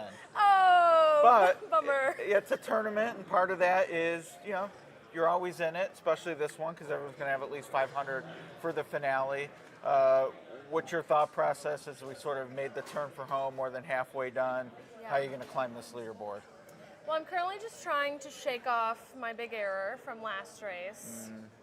Wagering error? Yeah, I really should have cashed big in that race and didn't. So, but that's just how it goes. You got to make these tough calls in these tournaments. So I'm just like working on shaking it off and regrouping for the next one. All right. How many optionals do you have left? I'm out of optionals. Oh, you're out. So you're down to so I have the 2 left. mandatories left. All right. Well, that's a $250 bullet in the last race at Churchill, and then at least 500 in the Hopefully Hawthorne more. 9. I plan to hit this hopefully one. more, of course. I've been playing wins and exactas today for the most part. And what was the mistake? So I loved that 13, that 32, Oh. 36 to 1 that got second. I absolutely loved that 13. It was just a pedigree play. And I liked 5 horses. Other than that, I didn't have a super strong opinion. Right. And I needed to get it down to 4 other horses to make it worth it. I was playing $25 exactas, and they were all paying like $5,000 to $7,000. They were robust. They were huge. And my original pick was the 6, 9, and 13. And I faded the 6 for the 7. I even I texted a friend, I think I'm going to fade the 6 and use the 7 instead. So that was just a bummer. Yeah. That was a bummer. I mean, we've all been there on one hand, but on the other, some of us get to sleep on it and come back. You have to come right back. You gotta come right in back. a couple races with the mandatory. But you joined us, so that's good karma. I know, this is good, yeah. You're in good shape. Changing the pace. Now, what about the finale? Have you looked much? Like, do you have an idea of, depending on what your range of cash is going into it, or? Well, I was hoping to have more going into it. Now, I know I still have one left, but I was hoping to have a little more to work with than I do. So I might have to get a little more creative, but I do think that race looks like a lot could happen. Right. Maiden so, claim around the turf. Yeah, a lot could happen in it. So there's definitely price opportunities, even if all you've got left is your 500. And I believe you and I are both driving back to Kentucky tonight. We'll diverge eventually. You're going to Lexington. I'm in Louisville, but you're heading back, right? I'm going tomorrow night. Oh, okay. You decided to wait. Good for you. Yeah, right. I thought it might be a little too tough to do it tonight. I do like seeing the windmills at night on 65. That's kind of cool, but otherwise I'm dreading the drive. How long is your drive? You're in 4.5 hours. Okay, 5.5. Just like a little too much. A touch far. Yeah, I get it for sure. But you're newish to Kentucky. What do you think of the Lexington vibe? I love it. Okay, I moved a year ago today. Oh wow. Yeah, so I've been. Which is why you didn't play here last year, right? Right. Yeah. It would have been like the day before moving across the country, and I was like, that might be a little stressful.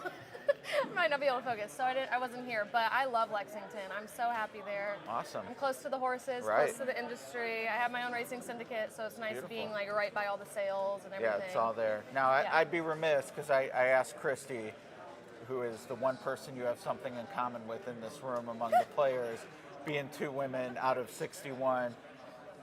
I mean, I'd like to see the demographic shift a little bit from the stereotype. I mean, love my guys, but it's good to mix it up. What can racing do to appeal more or to get women excited? Quite frankly, I think.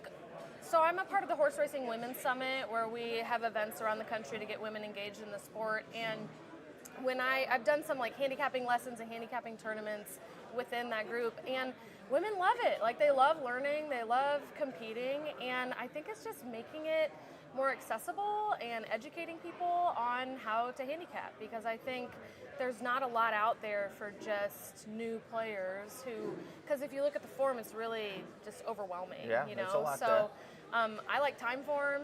I think that's really great for new players. So it's just easier to look at, easier to visualize the races. So I think a lot of it's just educating and then making it known that you can play for $18, you can play for cheap to learn how to do it. So I don't know how we break that barrier down, but just got to chip away, erosion chip maybe. away at it. Social media is always good. Right.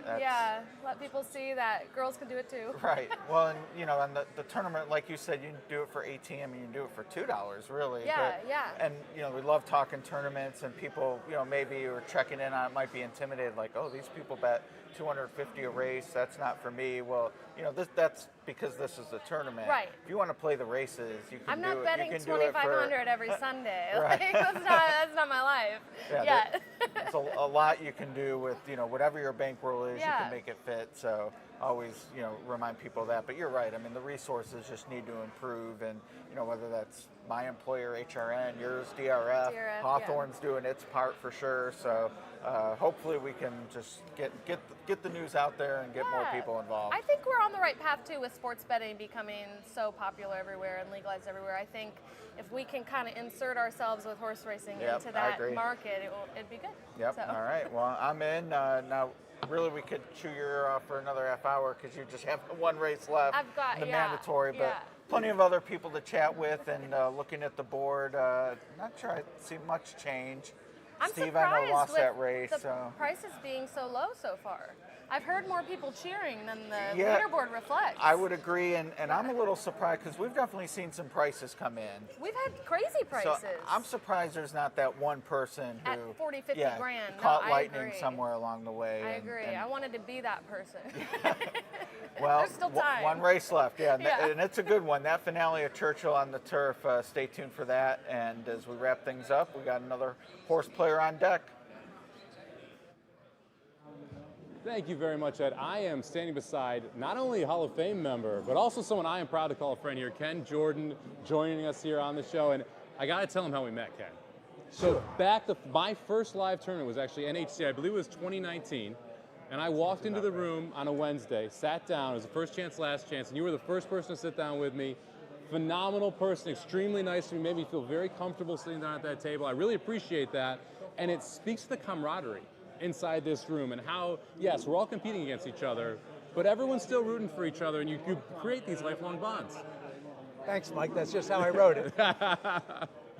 So you're playing the tournament today, the 2500, the Hawthorne Invitational. Yes. The structure's a little different. It's kind of a blended pick and pray and also live tournament at the same time.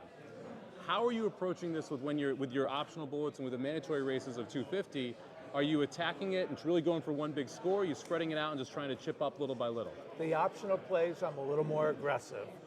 The mandatories swung and missed a couple of times, and that's been my history in Vegas too. The mandatories are killers, but I cashed a few shorties before, and we've got some things coming up with our last optional at Woodbine, and hopefully we can create some magic in the big mandatory at Hawthorne. It's going to be interesting here, and we've got Churchill going on right now. Raise Kane at 20-1, trying to make a big move here and run down Cagliostro. We'll see if Cagliostro gets the wire today. Needed him to get the wire last time, but hey, what can you do? Tumbarumba also making a big run. You mentioned the last at Hawthorne. We've got a $20,000 maiden claimer, 7.5 on the turf. I think a horse that was going to be very popular in this room, scratched out in the 7 horse. Did you have a plan going into the day on what you want to do in that last race? I was going to try to bet horses that I figure would be towards the front. I know a lot of guys spend time on breeding in races like that, but with those horses in the maiden claiming ranks and the maiden specials at Hawthorne, the elevator's going down. Once they're exposed, the breeding doesn't matter to me. There's a couple of things I might do, but I don't have my sheet here now. But I'm going to try to get the horses towards the front. I did see the pace collapsed in the earlier turf race, but I don't think that was a reasonable pace. Yeah, it worked out for Eddie O last year, catching that 80-1, going gate to wire. And when you get down to this bottom level of those claimers, sometimes passing is optional. You know, these horses just don't want to get by. We'll see if that's the case today. It's going to be an exciting finish anyway. Everyone's got at least $500 for it. Are you planning on shoving all in that last race? Of course. We came 1,000 miles. You got to shove in. If they shove back, that's good too. Yeah, we came to dance. We might as well do it. All right, let's send it over to Emily here. One more interview before we get to our last mandatory. Yeah, okay. All right, Mike. That's I'm it? joined by Thank you Paul very Reiser. much. Paul, we Appreciate Very it. good. man. Very good. Which seemed like a big race for a lot of people in the room, especially getting late with the optionals. And you were on the 11-3 technique, who made a huge move around the turn. Thought you were going to get there, pretty dramatic stretch drive. 4-1 winner, one finishing second, 20-1 in third, and Raise Kane.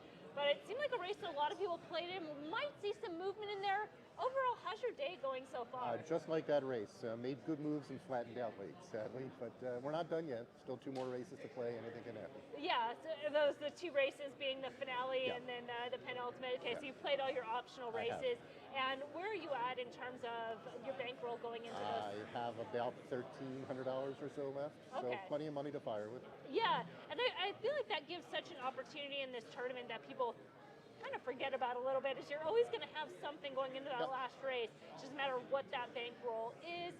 How do you feel about these last 2 races? Well, I mean, we all have to play the same races, so we'll go with them. I don't love races with minimal form, and I don't love betting horses that don't want to win. So, but we're all in the same boat. We'll take our shots and see where we go. Well, that's part of why I brought you over, because we were discussing it a little bit. And I think, one of the things when you're picking the mandatory races is trying to pick them within a window and good betting races. And they might not be the races that everybody likes. We had the 2-year-old race earlier, the Bastard Manor Stakes, which I thought was wide open from the perspective of. But like you said, there's horses that have run 1 or 2 races. Every race in there is run, every horse is run basically 1 time. And almost all of them went wire to wire. And so you're just guessing. And same in the maiden race in the last. And a lot of that is, it's an insider's game. It's not. It's hard to play without form, and so I'm a Theragraph user. I'm a replay watcher. None of that really helps in those kind of races. Not the replays. I mean, I'm a replay watcher, and I think you have such an advantage. But in some one of those race, races. I don't know. It's hard. You're making that projection, right? Yes. Because you're not looking for necessarily trouble or this type of trip or a third off type thing. But at least in the Hawthorne race. Yeah. Oh, there's lots of good things to watch there. You have at least some maidens that do have some form that you can somewhat assess pace, maybe find some opportunities if a favorite is being overbet or a trainer or connections or something like that. Or even a lot lot to gather from looking at the horses and looking at the board. I think you can get a lot of information. I'm partners as an owner of some horses, and we have one running right now who's really slow. She's a Florida bred. She couldn't cut it there. She's in Ohio now, running at the very bottom level. And so I'm used to watching races like the one we're talking about here. And the fun thing about those is that they're also inconsistent. And so, some days they'll show up, some days they won't. It's hard to put a lot of faith in them, and so you can get some pretty crazy results. So anything is possible. It's a good betting race for sure. Yeah, and I think that's just trying to what you put together. You're kind of like, okay, well maybe we'll go for a race that can be a little bit trickier from a handicapping standpoint, but at least it's a good betting race. It's a good betting race. Trying to bet into a 6-horse field. No one is impossible, and anything can happen. So yeah, it'll be fun. This is a great event. I'm glad to be a part of it, and we'll see what happens. Yeah, we love having you out. And Paul, thanks for your time. I know we got a couple races left. We'll jump back over to Ed, get a couple more conversations before we head back into the penultimate mandatory race. You guys ready? Yeah. Thank you. Oh, we're all looking at the leaderboard, but we are back in the Horse Player Lounge at DeRosa with Brent Schraff, who is in 9th, although we think maybe an update might be coming. Yeah, we might shake that up. I might drop to 10th. Let's hope not. Right, but regardless, you have some bullets left. Yes, so, got some plays left. Yeah, so plenty of time now. You need to more than double your money to get to the top. Yeah. But with the way this tournament works, the big bet does come at the end, so probably not as worried about maybe the leader score per se. Is more just getting in position. Yeah, exactly. It actually hasn't been. It was kind of a disaster day to start. I got to tell a funny story. I was bet the race at Monmouth. I think it was the next to the last race at Monmouth. Really liked the 3-horse at 12-1. Put the ticket in 250 to win, and after looking at the pace scenario, went back up. Canceled the bet with literally 30 seconds and that horse won at 12-1. I would have had 250. Almost didn't get it canceled. I wish my fingers wouldn't have been so fast. You were quick on the draw, unfortunately. Yeah, that would have been a nice thing to add on to what I have right now. Right, very nice. Very much in the mix. Well, and the question is, the play you ended up making instead, did that...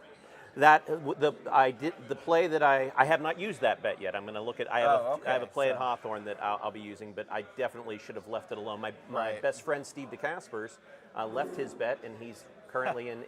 He's actually going to move up after that race into probably 3rd. So I was happy for him, and as we didn't even talk about it, so I was like, "You had the 3?" And he's like, "Yes, I did." I was like, "Well, I just canceled the 3." And he was like, "I'm so sorry."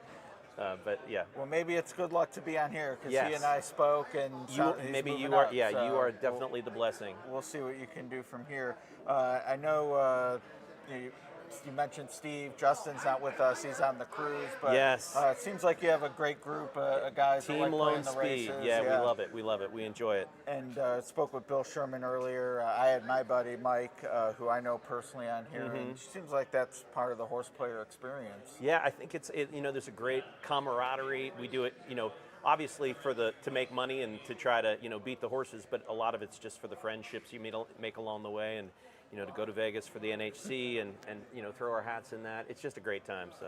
Now, I've actually been surprised somewhat. I'd say it's about 50-50. The people I've talked to have candidly said, I'm not looking to push all in on the last. I'll make, a play, of course. You have to, $500 minimum. I'll make a play to try to get to, the score I think I would need to cash. Others have said, I'll do what it takes to win. Where do you sort of fall in terms of what you think you might need to do with that final play? It's tricky because I'm also, I'm in the first half points contest for the NHC, so I'm currently in 2nd in that. So, you want to win the contest, but you also want to you want to finish high and rank high. But I like to give myself a chance to win. If that means betting more than the 500 that you got to bet, I have no problem doing that. But I don't think I'll be betting all in. I'm not a Justin Dew. He's notorious for that. No plunge. Yeah, few names up there. I know Tony among them. Yes, he would. Yes, he would totally go all in on his. So.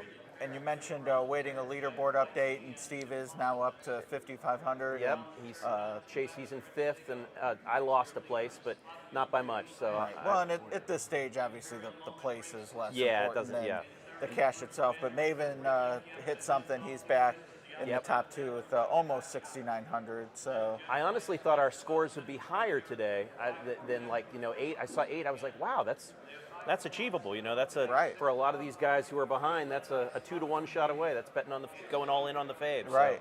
So. I thought, because I mean we've seen a few 30 to 1s. I've noticed in optional races, big price in a mandatory finished second at Churchill.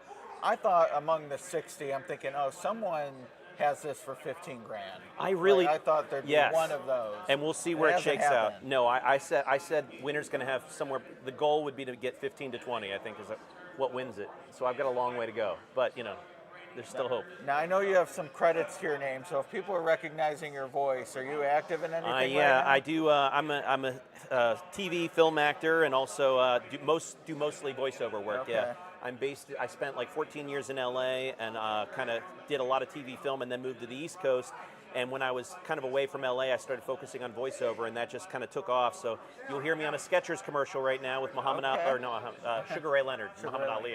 That would be an AI miracle. Which it's coming, yes, for better or worse. Absolutely, but yeah. For now, totally. the real voice makes a difference. Have you ever thought about calling a race or dabbling in that? It's I've always thought about it. It's very interesting to me.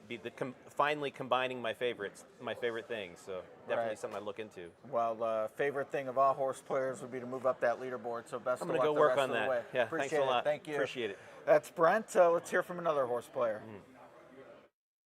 Hey, thank you very much, Ed. Here with Paul Matisz, one of the legends in the tournament game. Right. Love to see you here at Hawthorne playing the Hawthorne Invitational. How's it going for you so far today? Well, it's been frustrating, but I got some bullets, so I just hit that last exact at the 9-1. Oh, there we go. So. Yeah, I like the 9 and the 1. Unfortunately, they were my 3rd and 4th horses, and that doesn't usually get you to the exacta in these type of tournaments. No. Now, this is an interesting mix because we've got these 8 $250 races before that big $500 race. When you were prepping for this tournament, what was your theory coming into it, how you wanted to attack those $250 races? I really had no idea. We were talking about that, Charlie and I were talking about that earlier, because it's such a unique contest. It goes, you really don't know what you should do and what you shouldn't do. And I screwed up the race at the 2-year-old race at Churchill. I keyed the winner and everything, and I didn't bet him to win at all. And I didn't use the 13. Oh. And I was just thinking about, right before you guys came over, that if I had just played it like a normal contest and not really going for the big scores, I probably have a pretty good score right now. But you got to try to get a number up there. So it's kind of like you're kind of forced to go for it. But that's the name of the game. You shoot and you miss sometimes, and that's the way it goes. Yeah, it's been interesting to hear different opinions going through the room of do you shoot for that 3 to 1, 4 to 1, and try and make sure you have 2,500 going to the last, or do you try and set yourself up with the 6,000 to 8,000 going into that last, giving yourself a lot more options on who to play and how to play it? Well, that's one thing we were pretty confident on, is that last race at Hawthorne is not going to be too easy. No. So we wanted to get, when coming in, I wanted to get a break, before that and take a shot somewhere. And I probably would be in a good position if I had just played a little more conservative early. I think the next time I played, I might try to a kind of a different scenario where, maybe twofold, because you have so much leeway in what you can do. Maybe just play more win and then, just pinpoint on top of it, and try to get big, take shots at tries or, something like that. Yeah, it's interesting. I'm wondering if I'm coming in, I'm swinging. $250 cold exactas, trying to find that one score that gets you way up there. Maybe I should have played a couple win bets early, right? To just get a little bit of a bankroll going toward that last race, which is ultra difficult. And I do know that if you going into that last race, with your just your 500, you're really going to be you're going to be really shooting in the wind. So that's why I think maybe next year I'll have a different strategy. But I'm not totally out of it today either, so I haven't given up yet. We got this one mandatory coming up. You said you have an optional. Yep. We're not sure where that's going. No. So we'll have to figure that out. But this last mandatory here at Churchill Downs, any horses that you're really interested in keying in on? Yeah, I kind of like the first-time starter, Little Cherie. The one horse. Yeah. Yep. And so I'm going to definitely use her. I just don't know exactly how I'm going to do it yet. Yeah, Cherie DeVoe, one of my favorite trainers to bet. Seems like she's still getting underbet across the board, be it stakes races, first-time starts. It's nice as a player when you can find one of those trainers. Right. Oh yeah, she's. Well, I've known her quite a while. She used to gallop for my brother when she first came around the racetrack. Well, tell her she's doing a wonderful job. Yeah, right? she certainly has. She's a nice woman too. She's the best. Yeah, it's great to see her having success, both in stakes company as well as in these first-time maiden special weight races. Paul, thank you very much for the No, time. thank you. Nice Really meeting you. appreciate it. Great to meet you as well. All right, we're going to send it over to Emily before we talk about this final mandatory here at Churchill. All right, thanks, Mike. And for anybody that follows any of the Hawthorne streams, whether it's the NHC or last year's stream, you'll recognize John Gasper and Jorge, who we missed at the NHC this year. Not this But year. we know these two, especially for the final table, which I still get compliments on. But I'm glad to have you guys here again and played yesterday. And Jorge drew in at the last minute, off the also eligible, qualified a couple times, through horse tourneys to get in, and then ended up playing. Now, one of the things I want to talk about is live money tournament versus mythical, and you feel like that's still not your strength, playing live money. What do you feel like coming into this tournament? I feel like I'm at a disadvantage, but just try to hang in there, try to learn. Really, it's just getting reps. I don't have a lot of reps playing live money, so that's the main thing. What do you think about, like, with AJ sitting at your table, who's from his strategy is kind of like playing mythical, would you say, and turning that into live money? What do you think about that strategy and how it kind of works out? I actually like it. It works for AJ. He Yeah. likes picking multiple horses in a race, usually 2 horses over 10 or 12 to 1. Bet them both. I mean, you're getting 6 to 1. If you can tell somebody you're going to get a 6 to 1 shot for 250, why not get a 10 or 12 to 1 shot for 125? You move up the same amount in the leaderboard. You give yourself your own insanity insurance, and you're picking the horses that you like. Right, and then you're not playing 2 entries, trying to move up one and then move up the other. You can kind of split on the one. It simplifies it for you. Yeah. Have you thought about a similar? He tends to like longer horses than I do, so it's kind of hard to do that same strategy with the horses that I tend to gravitate towards. So I kind of have to get more creative, and that's where the issue comes.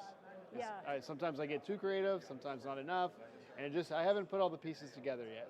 And I think that is like a good distinction, because as you mentioned, if you're splitting 2 12 to 1s, you are getting 6 to 1. When you start splitting 3 to 1s, all of a sudden you're getting, you're kind of getting 8 to 5s, and you're like, oh, I don't know if that's going to quite get me to that final goal.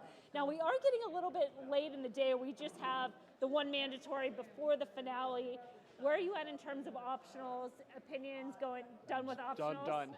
We are in the same boat together. We both have our $500 left to fire away in the lost. Well, you have the two, 750. Well, you could say you still might have more than 500 in the finale. Let's be optimistic here, because I think there are some opportunities in the next Churchill race. We are going to talk about that soon, so I won't hold you up too much. But at least with that 250, are you trying to plan for a little bit greater than 500? What would you like to be in that point? You have to try to have a step approach. So if you like a horse at Hawthorne, depending on his price, and you have a number that you think you need to get to win the tournament, which say is between 10 and 12,000, and your horse is 10 to 1 in the finale, you've got to make sure you have at least a $1,000 bankroll. Yeah. So you have to bet a horse here in the lost mandatory to get from the 500 we currently have to wager, at least 500 more to wager in the finale. If you like a 6 to 1 horse, you have to bet even stronger. You have to bet a horse that's higher priced in the last mandatory. It's all working backwards in the math, depending on who you like in the last. And if it doesn't work, you have to take another horse, one that you don't particularly like, just because he's the proper odds in order for you to get to your goal.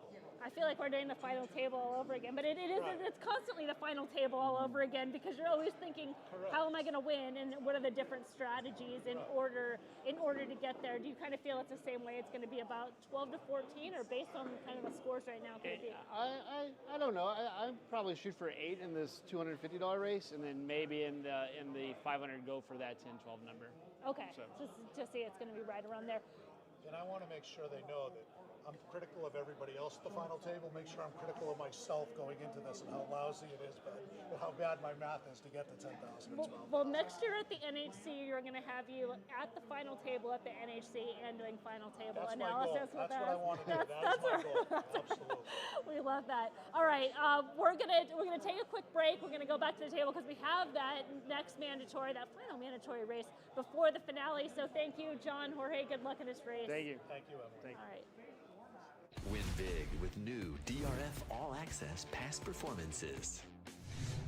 With one best-in-class product, you now get all 3 past performance formats. Easily switch between views. Access the most trusted information in horse racing with DRF All Access past performances. Go to DRF.com and use coupon code 1FREEPP for a free single card today.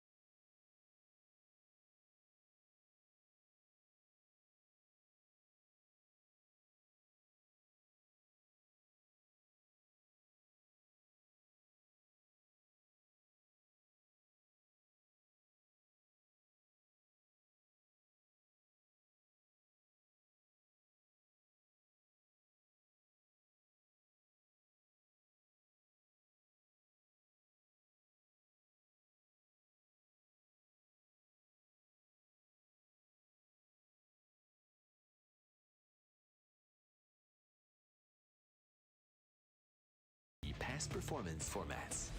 Easily switch between views. Access the most trusted information in horse racing with DRF All Access Past Performances. Go to DRF.com and use coupon code 1FREEPP for a free single card today.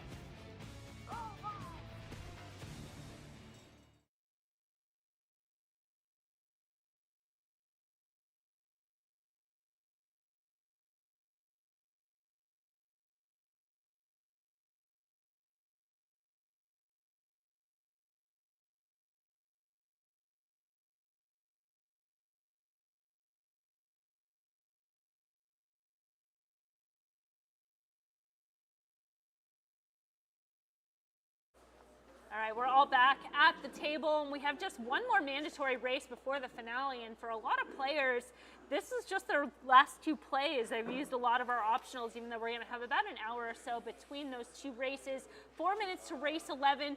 Mike, you're saying you got to hit something quick. You made a couple errors, just technical errors at Woodbine, flip-flops and things. You know, looking back, this is the 8th bullet we fired, right? So I'm not done with my mandatories. I had the one exact at Aqueduct, which is pretty well documented. We need to get that 5 in front of the 2. Didn't happen. I just made a bad decision at Woodbine. I was looking at the 2, 4, and 7, deciding what horse I want to put on top with the 2 underneath for $125 exactas. Ended up putting the 2 on top, and it runs 7-4. Exacta paid $61, so I'd be sitting at $7 grand, second in the tournament had I made the right decision. But again, this is the style I wanted coming in. I wanted to take 8 bullets and give myself 8 chances to be in that top tier versus trying to get 3 winners out of the 8 bets, right? And so with high variance, you're going to get results on both ends of the stick. So now we're playing a $125 try here in the last at Churchill. And if we whiff on that, I have a feeling we're going to have a $500 cold exacta coming in Hawthorne. But we will not stop You have a trying. plan. No. You have a plan. Yeah, I mean, at least you have some bankroll going in there. It'll just depend on how much. But as far as this race coming up, and we're at 3 minutes to race 11. It is a maiden special weight race, 1 mile in the turf, 3-year-old and up. We have a favorite right now at 2-1, which is the 8, a Brad Cox runner that ran second on debut.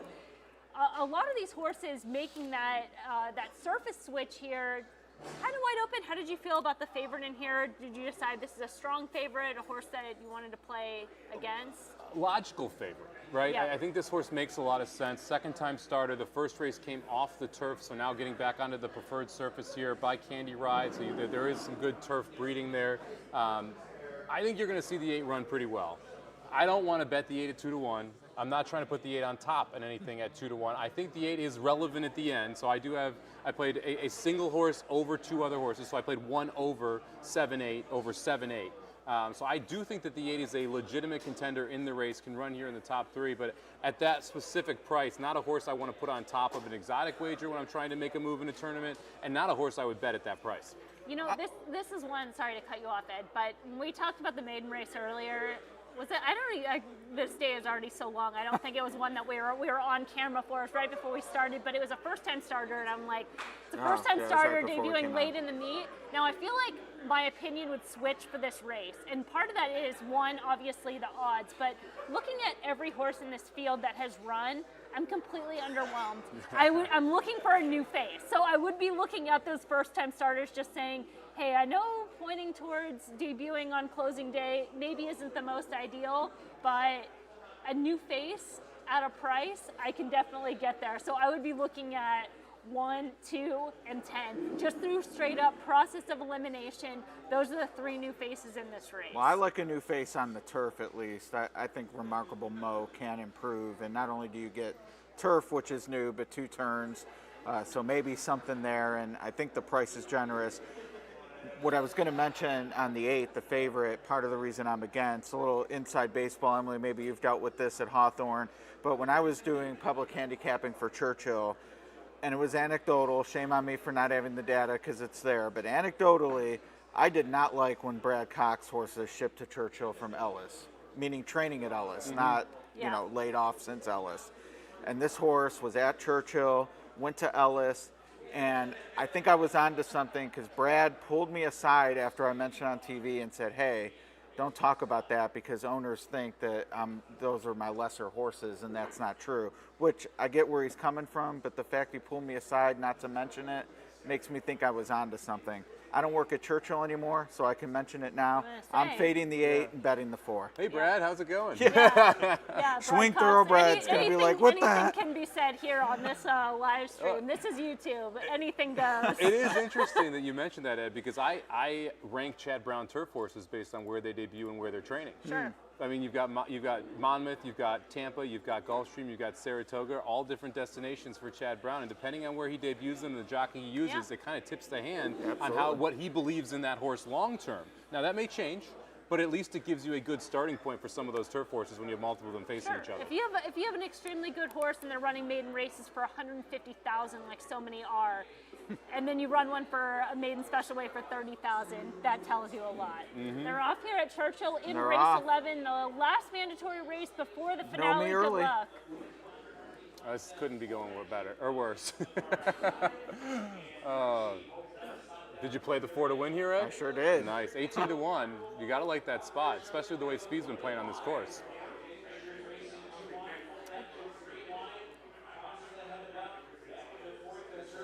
$22-1 off price, so floated up for you there as well. Taking on the CRW. I'm interested to see how this race gets played from the room as well, because it is the second to last. Are you going to see some big-time swings right before that last race? Are you going to see a little more conservative play? Maybe try and chip up just a little bit if you haven't anything.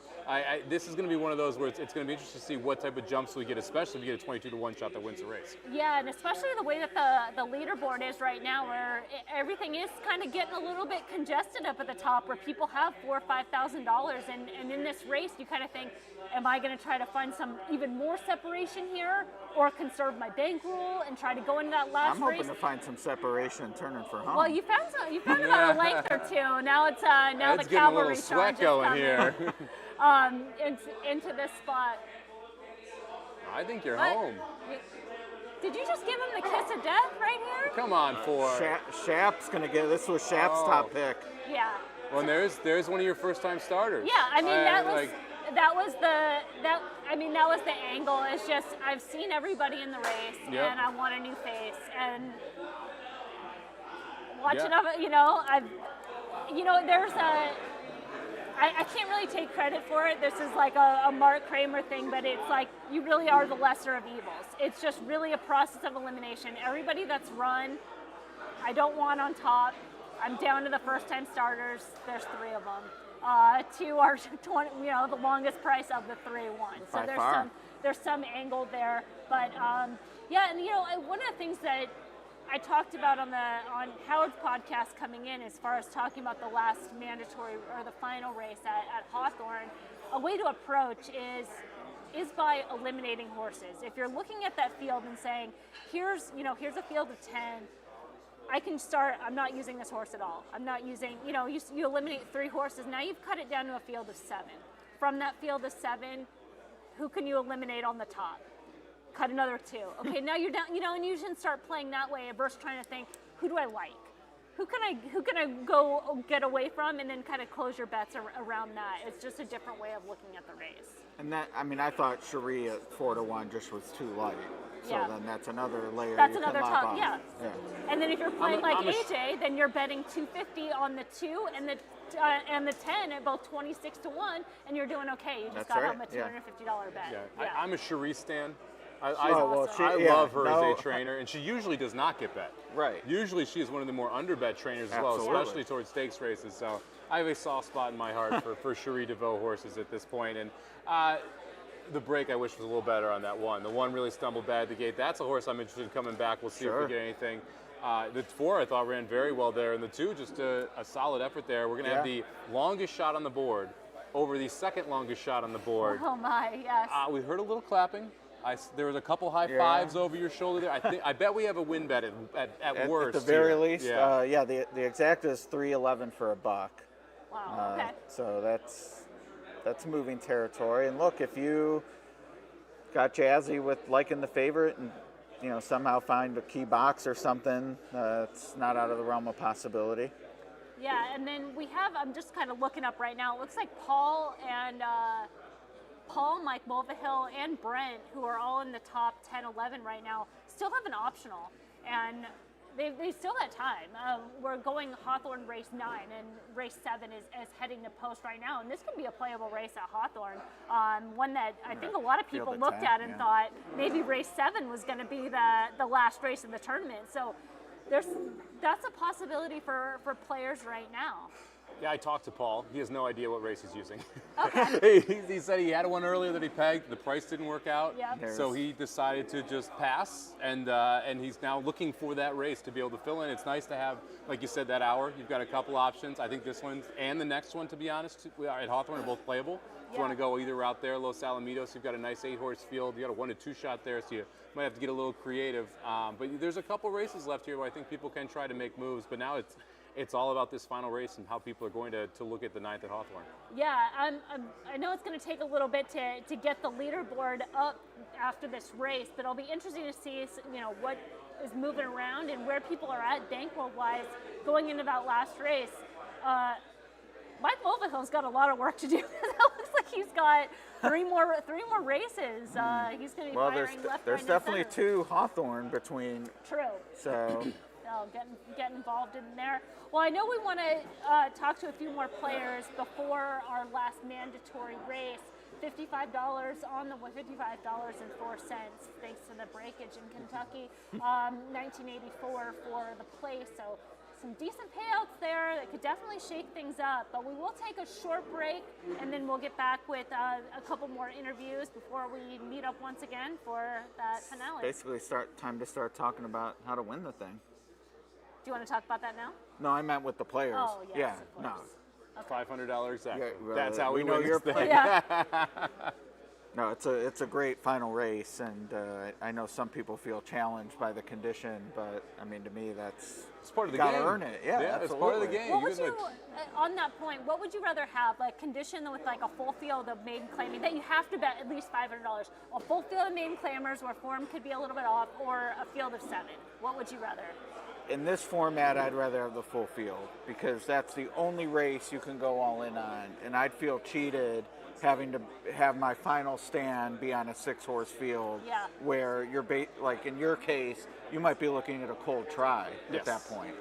Whereas with this level field, you can decide, well, I'm going to play longer shots, and an exacta could get you there. If you want to be chalky, then maybe you need to look at the try.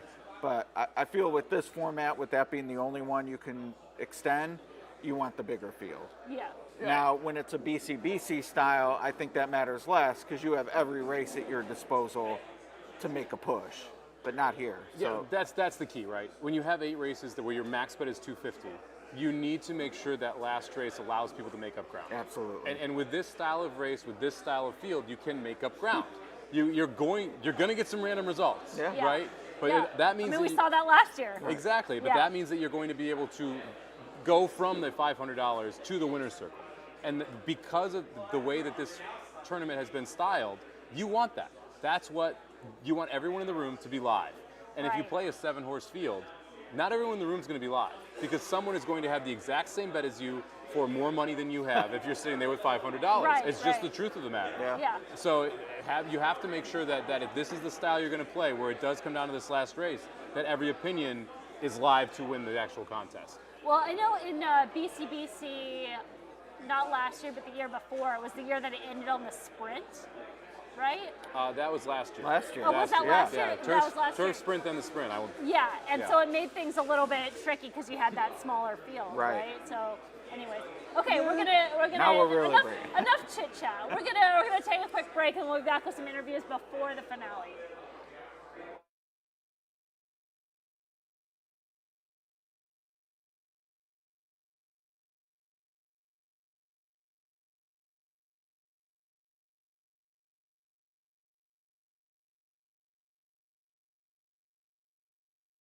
Win big with new DRF All Access past performances.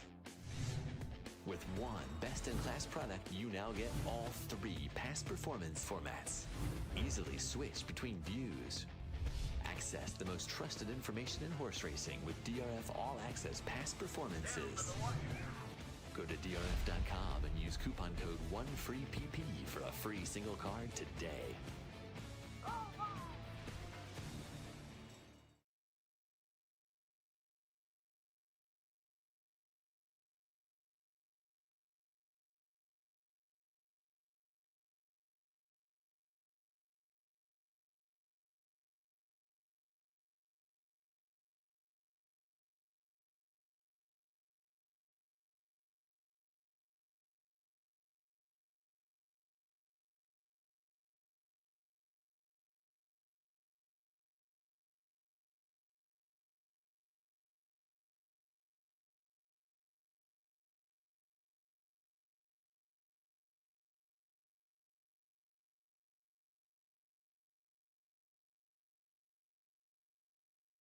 Win big with new DRF All Access past performances. With one best-in-class product, you now get all 3 past performance formats. Easily switch between views. Access the most trusted information in horse racing with DRF All Access past performances. Go to DRF.com and use coupon code 1FREEPP for a free single card today.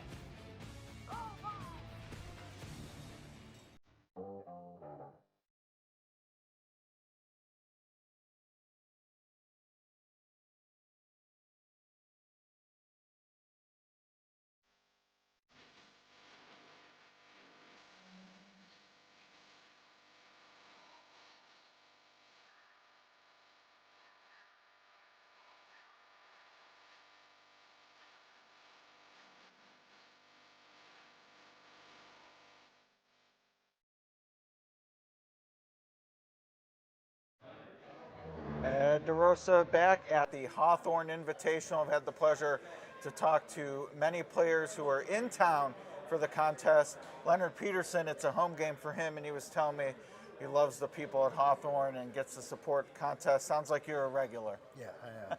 What keeps bringing you back to these types of events? I love Hawthorne. That's about it. And Hawthorne's still around, which love for them, a lot of man. Chicago tracks, unfortunately. They're supposed to be doing some remodeling, so that's my home track. It's always been. And heading into the last mandatory, which we have Hawthorne 8, and then the 9th is the finale, and you said you hit one of your bullets, so you'll have a little bit more than 500 to play with if you choose. Do you play contests outside of the Hawthorne environment? Yeah, Or I played the NHC. Okay. I led the tour first half last year, so I was first. And overall, second half I was 16th place. So. All right, and there's a first half prize, right? VCBC, 10,000. Oh, okay. There you go. Not too bad. I picked up another 7,000 for the second half. For the 16. That's not too bad. Are you? Do you prefer the mythical win place, or do you like betting at the? I like the 2 and 2. I'm not really good at live money because you never know when to fire and when not to fire. A lot of yeah. You know, so you fire, you don't have any bullets left. So 2 and 2, you just hang in there. And what? You a native of Chicago? Yeah. Was Hawthorne always the track? Hawthorne and Sportsman. Sure. What is it? A family affair, or you just ended up starting going to the track? No, it's just I think me and my 2 brothers. Okay. Yeah, it seems like a lot of players talk to the Shermans, the Matisz, their brothers, and then the other camaraderie. Are you an OTB guy, or do you actually go to the live racing? No, I'm live. You're there. I like it. Yeah. I don't like to cut on the OTVs. No, but if you can. So when I do live, they don't take anything out. Right. Well, that's part of it too. But yeah, I'd been to the harness races before many years ago. Illinois Derby weekend was my first live race, and I was impressed with the crowd. People were into it, and hopefully when they get the casino, it'll be even more robust. Oh, I'm hoping. Be a lot of fun. Yeah. So have you thought about what you're going to do in the finale? Is it?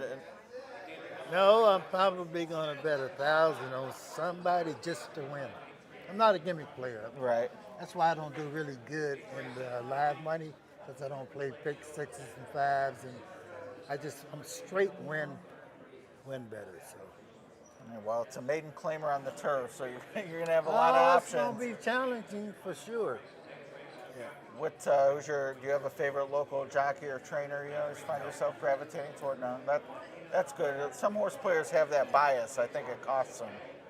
No, I first try to find the horse, and if I get lucky and get one of the top jocks, that's a big plus for me. Because, they can't carry him to the finish line. So you get enough horse, these guys are professionals. So I think anybody could get a nice horse across the finish line. Yeah. No, so I don't get caught up on. Now I will favor top trainers more than jockeys. Okay. Yeah, I think the separation in talent isn't that great. So overvaluing a jockey, I'm with you. I've gotten into trouble doing it. Over the years, trying to play when I play this jockey just because horse don't go any place. Right. So I just try to get me a horse. If I get lucky to have a top jock, that's a big plus. And have you qualified for NHC yet for next year? Okay, so I had 2 last year. Right.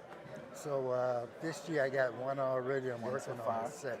Okay. How many times have you been out there? 4 or 5. Okay. I'm envious of the people that live in the hub cities because you get the direct flight. Yeah. And that connection for me going out to Vegas can be pretty brutal. So. Where are you from? Cleveland originally, but I live in Louisville now. You can't get a straight flight? Well, Cleveland you can. Louisville's Southwest only. It's just weird time, so yeah, it's a little tougher. Yeah. But Chicago, you got everything out there. I could use O'Hare or Midway.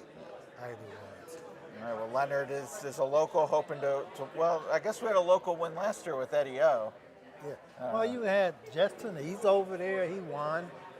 He's local, and Jim Bennis. Jim Bennis, he won before. Chicago, very deep on the handicap. Yeah, and I won this.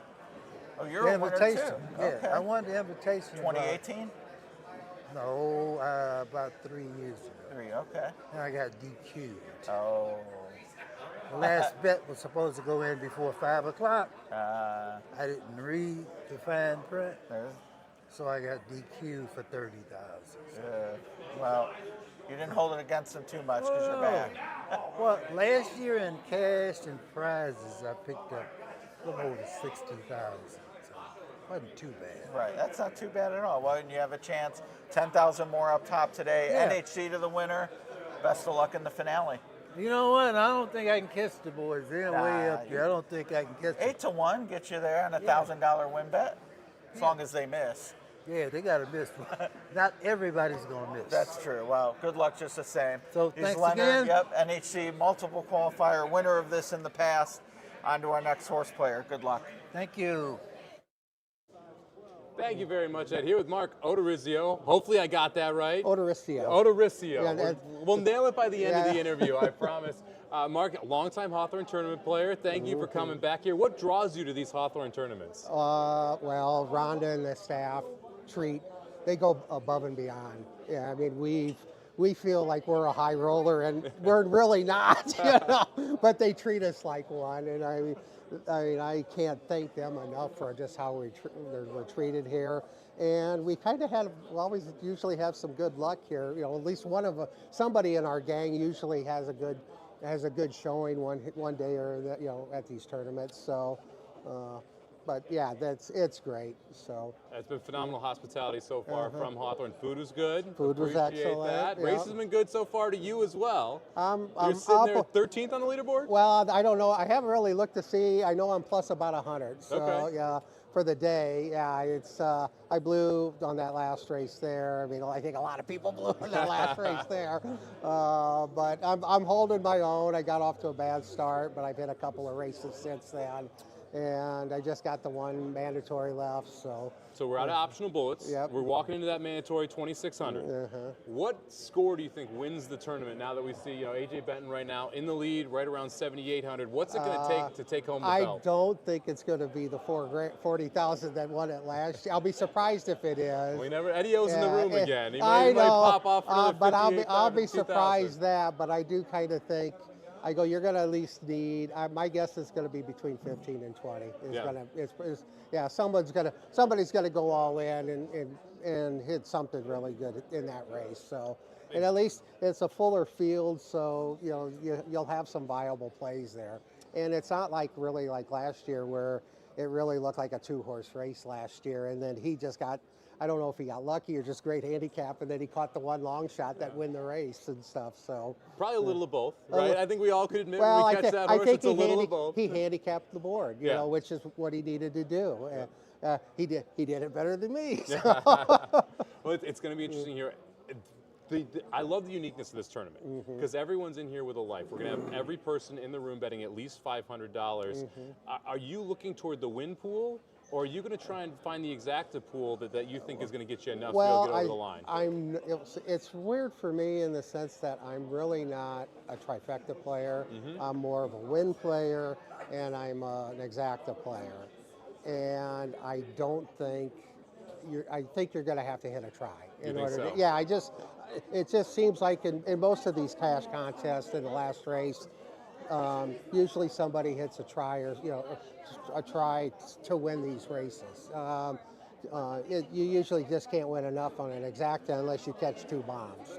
And I'm sitting on 500. I'm going to play a $500 try or a $250 try with 2 horses under one. To try and make up the ground. It does feel like that's how you're going to try and make a move here in the last. Yeah, and I'm not the type where I think I got like 2,600. I'm not going to go all in. I wish I could afford to do that, but my dad taught me don't chase bad money, with using good money. Yep. So, and I'm not in love with the last race at Hawthorne. I kind of like a horse, but it's not like I'm going to go gung-ho on this horse. So I'll probably be a little conservative in it and maybe just, maybe try to hit a nice try or something, key in a horse or two or something like that. Don't really know yet the strategy because I still got some more handicapping to do. We got an hour till the race. I think that's going to be one of the most interesting parts about this is what do people decide to do in each situation that they're sitting in, because when we were playing most cash tournaments, everyone's not live. Right. Going into that last race. With everyone live, you're going to see some crazy results almost no matter who wins. And I will admit the guys who like to play tries and supers, they're going to have the advantage. I never play a super. I've never was brought up that way. I was brought up as mainly a win, bet to win, or an exacta player. So that's usually what I try to do. Well. So, that's, That's at least my, that's my strategy. And I don't want to, it's tough for me to veer away from what I always am comfortable about doing. That's why when I have to bet a try, I'm always a little leery. I have enough trouble trying to hit an exacta. It's hard enough to get one, right? Let alone two or three. It's tough for me to hit an exacta, let alone to try to hit a try. So, well, we'll see what everyone does here. We got Mark O. We're going to go with Mark O here. That's it.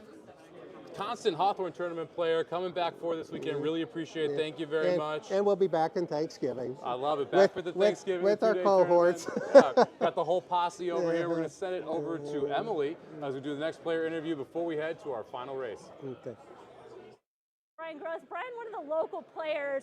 And for a lot of people, they might not know that I got my start playing tournaments. But Brian is well aware that I got my start playing tournaments. Because I think my very first tournament in Las Vegas, I wound up sitting at your table way back when. So you were probably surprised when all of a sudden you turned on the Hawthorne feed and you said, hey, this girl looks a little bit familiar. No. I knew you were going places then. I mean, I knew you had just gotten started at that time. And just sitting at the table, I could tell that you had a really strong understanding of the sport already. And you were just, you were taking it like a sponge. You really absorbed the information, and I knew you were going to be good. And so I wasn't surprised when I saw it.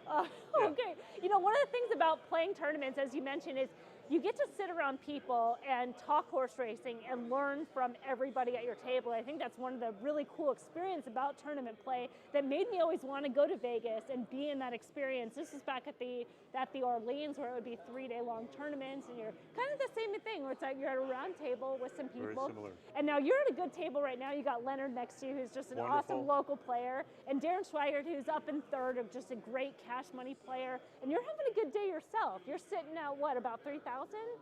Yeah. It was the Churchill race, the mandatory at Churchill. I played the outside horse, the 13 horse. Okay. And I had him to win. And he finished second, and I back-wheeled him in the exacta just to get some coverage that way. So when he hit I hit the exacta there and picked up some money, but that was really a major one for today. And I mean, a lot of times in these live money tournaments, it can just be one race. Just betting, having a good opinion, or even just saying, I have a mild opinion, but I'm going to bet it accordingly, can put you in that spot. Now, I know Hawthorne Race 8 is the last optional. Have you used all your optional races? I've used the last one. So you played this race here? I played the, the 7th race I played. Oh, you played the 7th, okay. So, I'm out of my optionals, and I've got the final mandatory, and kind of know what I'm going to do there. Okay, so as kind of a local Chicago player, do you feel like you have an advantage into this race at Hawthorne? Maybe knowing the track, knowing the trainers. I know you don't play Hawthorne that much, but even still, you've been around long enough. Well, look, I've played Hawthorne for many, many years, and I can tell you, do I have an advantage? No. I mean, the talent in this room is incredible, and any edge you think you have, you lose it pretty quickly with just the players that are here. But look, I think you guys are doing a great job, and this is a wonderful tournament, and just a pleasure to be a part of it. So thank you for having me. And I just think that things like these types of tournaments just say a lot for the players, and I think Hawthorne's got a big future ahead of it with all the work that's going on, and I think there'll be a lot of opportunity going forward. Well, I mean, I fully believe that. I'm so happy to be at Hawthorne. I'm so proud. I love these events.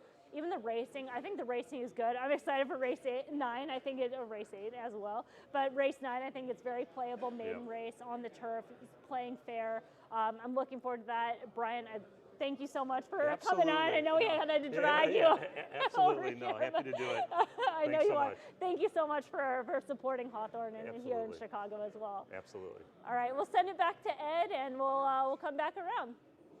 Win big with new DRF All Access past performances. With one best-in-class product, you now get all 3 past performance formats. Easily switch between views. Access the most trusted information in horse racing with DRF All Access past performances. Go to DRF.com and use coupon code 1FREEPP for a free single card today.